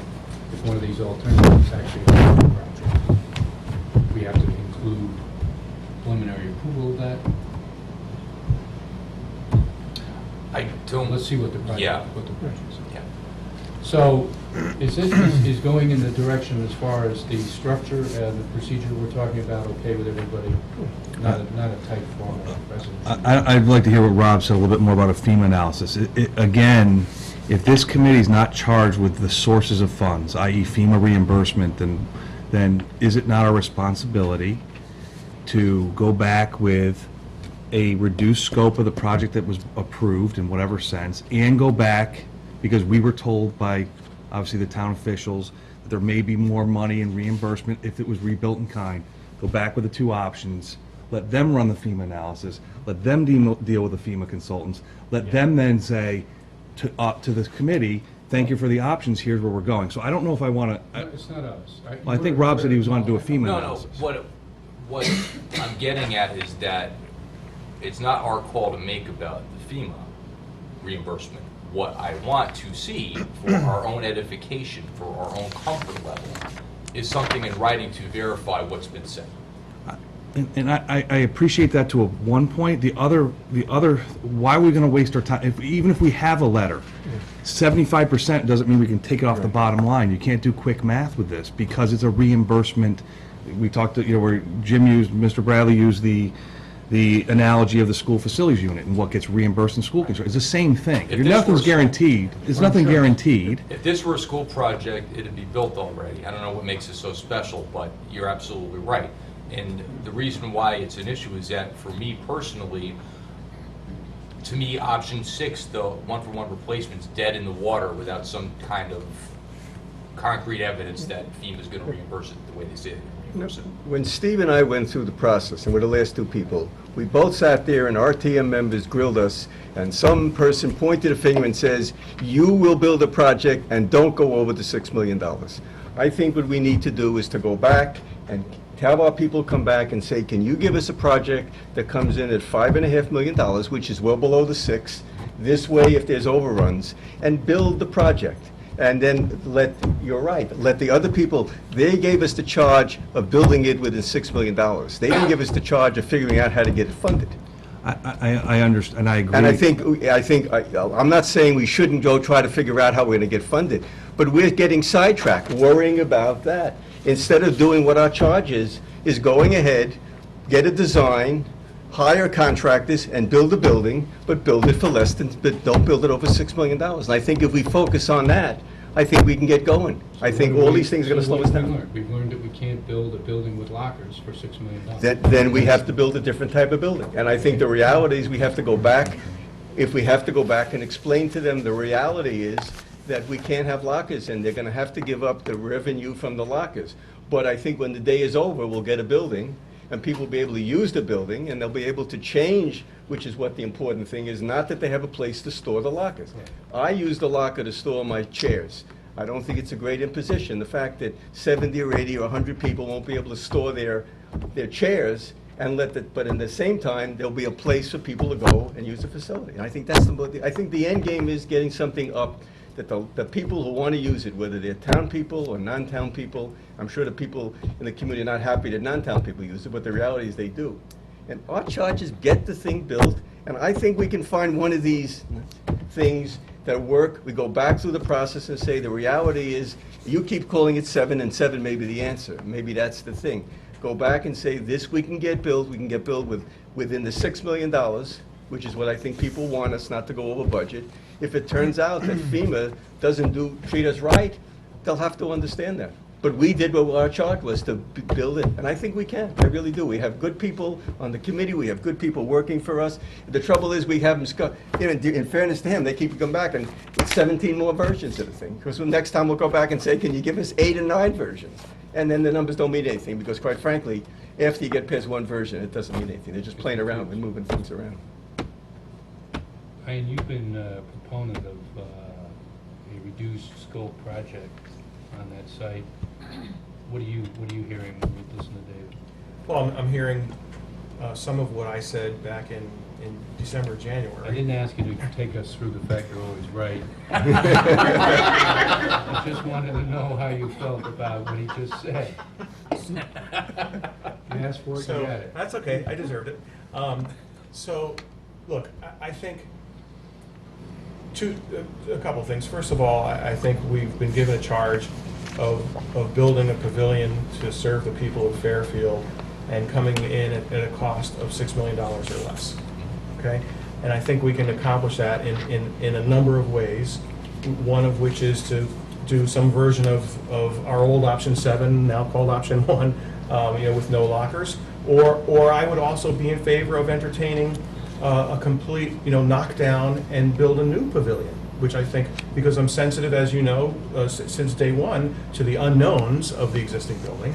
And let's come in let's target a $5.5 million number just to play it safe, and let's build a brand new pavilion. Obviously, it's going to be a reduced program scope, whether it has no lockers, whether it has a smaller banquet room, whether it has no, whatever it is, we can put a very nice pavilion on that piece of property that the town will benefit from and the town will get to enjoy for less than $6 million. And I think that's the approach that we should take. With the booking, okay, I got it. Ellery? Yeah, I pretty much agree that we just have to move ahead and find a budget that makes sense and it's justified. And, the lockers, it's been a, when I was at Parks and Rec, we used to talk about the lockers a lot. And it all started with the old building that had so many lockers, and the people got used to having lockers. So when we started the new building, on my first committee, we put in a limited number of lockers because there were so many people who were screaming, "Don't take away my locker." But now that we haven't had lockers, I don't think people are screaming anymore, and it's just a different culture now. I don't think we really need them. And I said that before, even though they were put back in. It's interesting, we got no pushback when we took them out. And I can't speak for the current Parks and Rec Commission, but as I recall, it was more of a nuisance, because you had to have somebody watching the lockers, you had to hire somebody, how you distributed them. You still have a full-time. Yeah, and now they have a lottery system, or they did, I don't know. Any good, what do you read? Yeah, I a couple things that Steve's point on the FEMA stuff that makes a lot of sense, and you've actually convinced me to sort of step back out most of the way. I don't think we're not running the numbers, but we can't completely ignore that factor coming in at weighing on our decision, meaning that when we start talking about a complete rebuild, which is, use a 5.5 number, completely redesign, change the program around, squeeze, push, pull, stretch, that in the long term may completely blow the end cost of the town out of the water. Like, we may have gone from a $2 million out-of-pocket cost to a $4 million out-of-pocket cost. So this is sort of a long way around saying, if I would like to just pursue Scheme 1, a variation of Scheme 1, because Scheme 1 and Scheme 4 are essentially like basically the same thing, just drop them to different spots. That's where I'm at, and I agree with David that I would like to go forward with like just one option, move forward, and then but still get some type of analysis from the town on where the chips fall on the FEMA side. In relation just to the In relation Option to the, one? Yeah, in relation to the scope and design actually impact FEMA reimbursement. So I'm the one who said we're working to deal with FEMA in the beginning. And so, but I do respect this position, and that is that you can't just design it in a vacuum when it comes to FEMA. If I I know you said just something said that it. No, I didn't know steered you to said it. believe that's what I meant, I apologize. No, you just don't want us. I don't want to run the numbers either. I don't want to run numbers. I want the town to run the numbers, but give us feedback. Which was our original and consistent position as far as this. Well, what Andy just said, though, if you're building a new building at a target $5.5 million, and if in fact what we were told, which we don't control, we just heard it, is more reimbursement, how are we going to have from $2 million as a reimbursement repair up to a $4 million out of pocket at the same numbers if it's a rebuild? Because if we're starting at a 5.5 budget number and we're giving full design, like, are we giving full design license in the 5.5 number? Or are we saying you have to have same program? You can't, Sort of no, it's like- not going to be same, because once you step off from, or away from, the total one-to-one replacement, it is a repair. And all bets are off. It's a negotiated worksheet, and if you could get $1 million out of them for the piles and the foundation and the wet sheet rock, or whatever it may be, that's what you get. I believe in our notes and the presentation notes to the RTM will verify this, that what was sold to the RTM was that in the old state of the quote-unquote term we're using now of repair state, Right. that we would still be eligible for up to 75%. And the items that would possibly not be covered would be the elevation, but they would be fully covered under mitigation. Only correction is, that's what we heard. That's not what we presented. Well, we didn't present that. That's what we heard. That's what was presented to the RTM, right, and to the Board of Finance. So, Rich, Well, what are you hearing? It sounds to me like we're going to be eliminating the lockers, and we're going to go pretty close to option one. Or whatever. I agree. So, we would just simply then shape this as the sense of the meeting resolution? Yeah. And then what you have said is that we would name a project which sounds like either one or four. Yep. That we would ask for a written opinion of the bond council, whether we could proceed under the existing, we don't have to go to talk to anybody.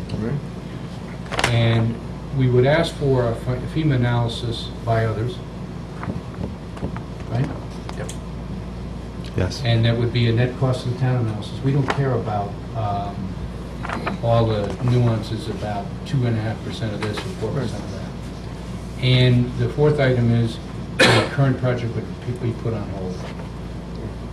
It would seem to me that we have to get enough detail in here, so when FEMA looks at it, they know exactly what Oh, we're paying for. I don't think you guys, Ken, you don't have any problem going hand in hand with FEMA as far as the elements of cost here.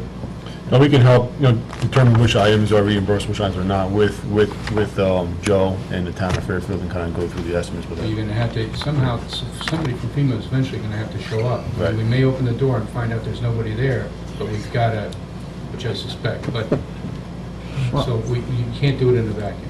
Right. Is it possible for, you've been working with Kevin, is it possible for you to for you to go away and come back with what we're talking about with Kevin? In other words, working with design and the numbers you already have, a option, this no locker option? At less than, at 5.5 or 5.6, whatever we think is comfortable? That's the key, Jim, is getting that target number. We want that number and- plus 15% set aside contingency. Then I think we 15 is key. significantly cut down our risk. We So need it's not as bad as you think. We've already got 10 in there, we want another 5. And we want you to pick up these issues with the insurance, which you already have, and work together with Kevin to come up with this particular option of the smaller project. We don't think we have to describe it in detail?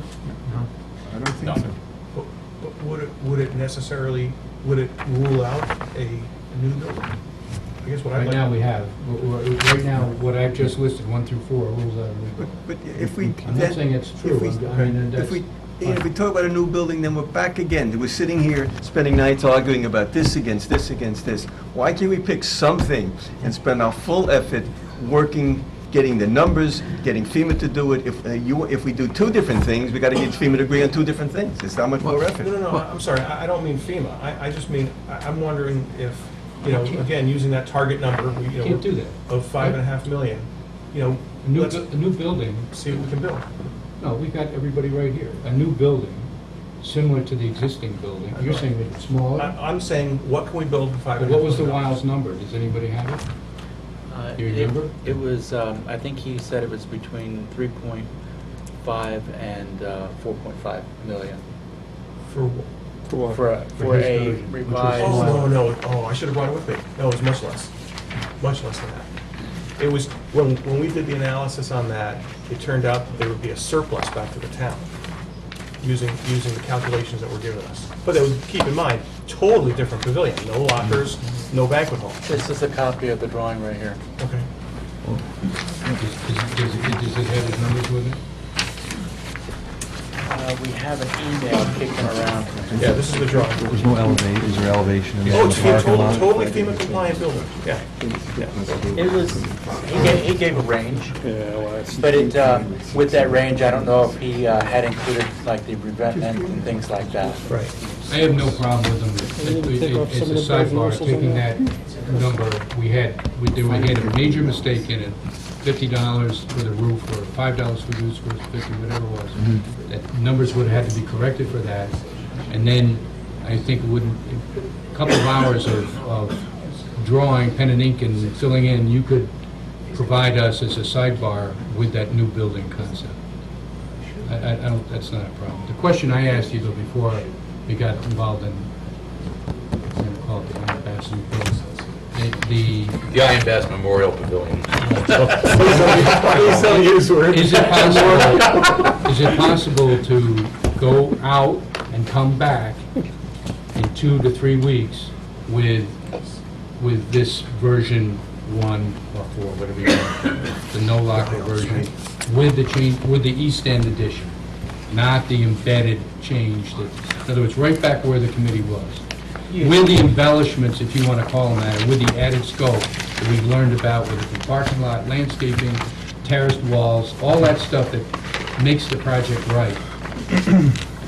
Can you work with Kevin and come back with a number for this committee to discuss, and if it's less than $6 million and the bond council agrees, proceed with it. Is that where we're going? Yeah, 5.5, that's where we're going. that's, Why do you always look like you're... Because isn't that what they present, isn't that what they presented tonight? No. well, We didn't? we think it is, Yeah. we don't know. No, I'm not too sure. And you're doubting everything, and all of a sudden you're in love with this first column? No. Well, first of all, it includes $100,000 in land, it includes a lot of really nice to haves. That's what we're talking Yeah. about here. Yeah. So We're talking we're, about a 15% contingency, less than $6 million. It's already in here. At bid. Right. it's already in here, All right, then it's already in there. yeah. So is that the consensus of this committee? Yes. You want to read it back, or you? No, satisfied? we don't, that's fine. I found the email. too. Agreed. Sorry. I'd have overload. But, so, we're not looking, we're not looking at an option of rebuilding in kind. No. No, we're not. You mean the FEMA, the classic FEMA? Yeah, I know no one believes until they have a piece of paper and everything else, but isn't our duty? It's a net cost of the town of like $2 or $3 million, even if you're standing outside in the rain.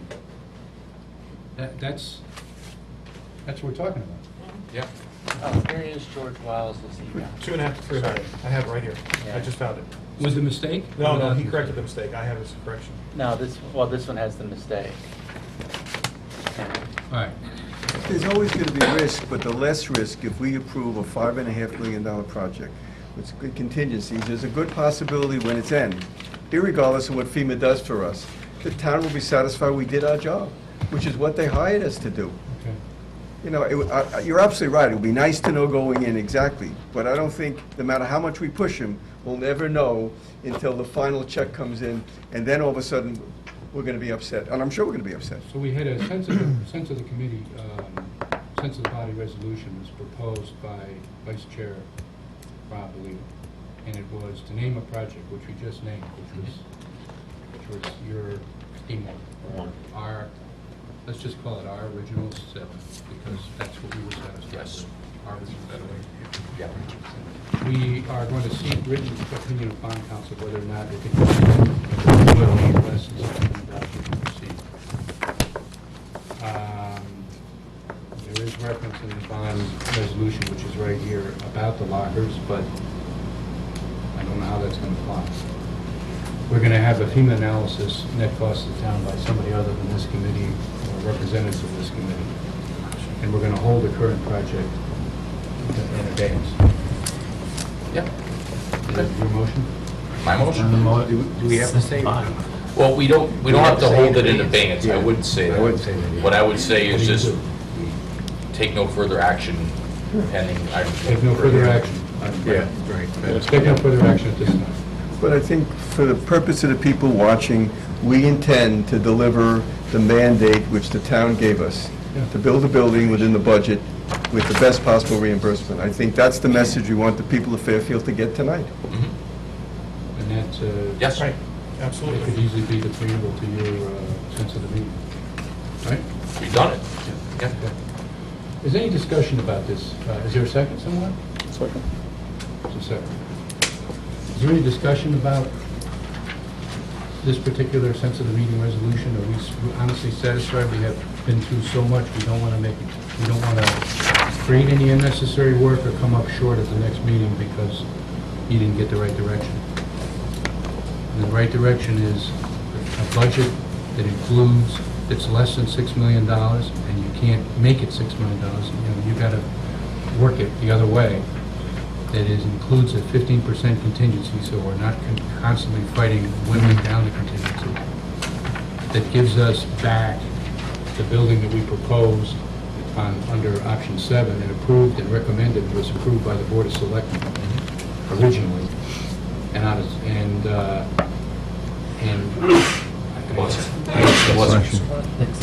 And you will, together, watching the budget, bring back those added features that actually were developed for the option we have in advance, or we're just sitting on, which included appropriate landscaping and included those terraced walls that really made the project something we would be proud to turn back to the people of Fairfield. while protecting your interests as much as we possibly can. So, We good? you good with that? Yeah. Any other questions, any issues, any discussion, any further discussion? This requires a vote? No, it does not. It does not? Does not. Satisfied with no vote on this? Okay. Before we adjourn, have we picked a date for the next meeting?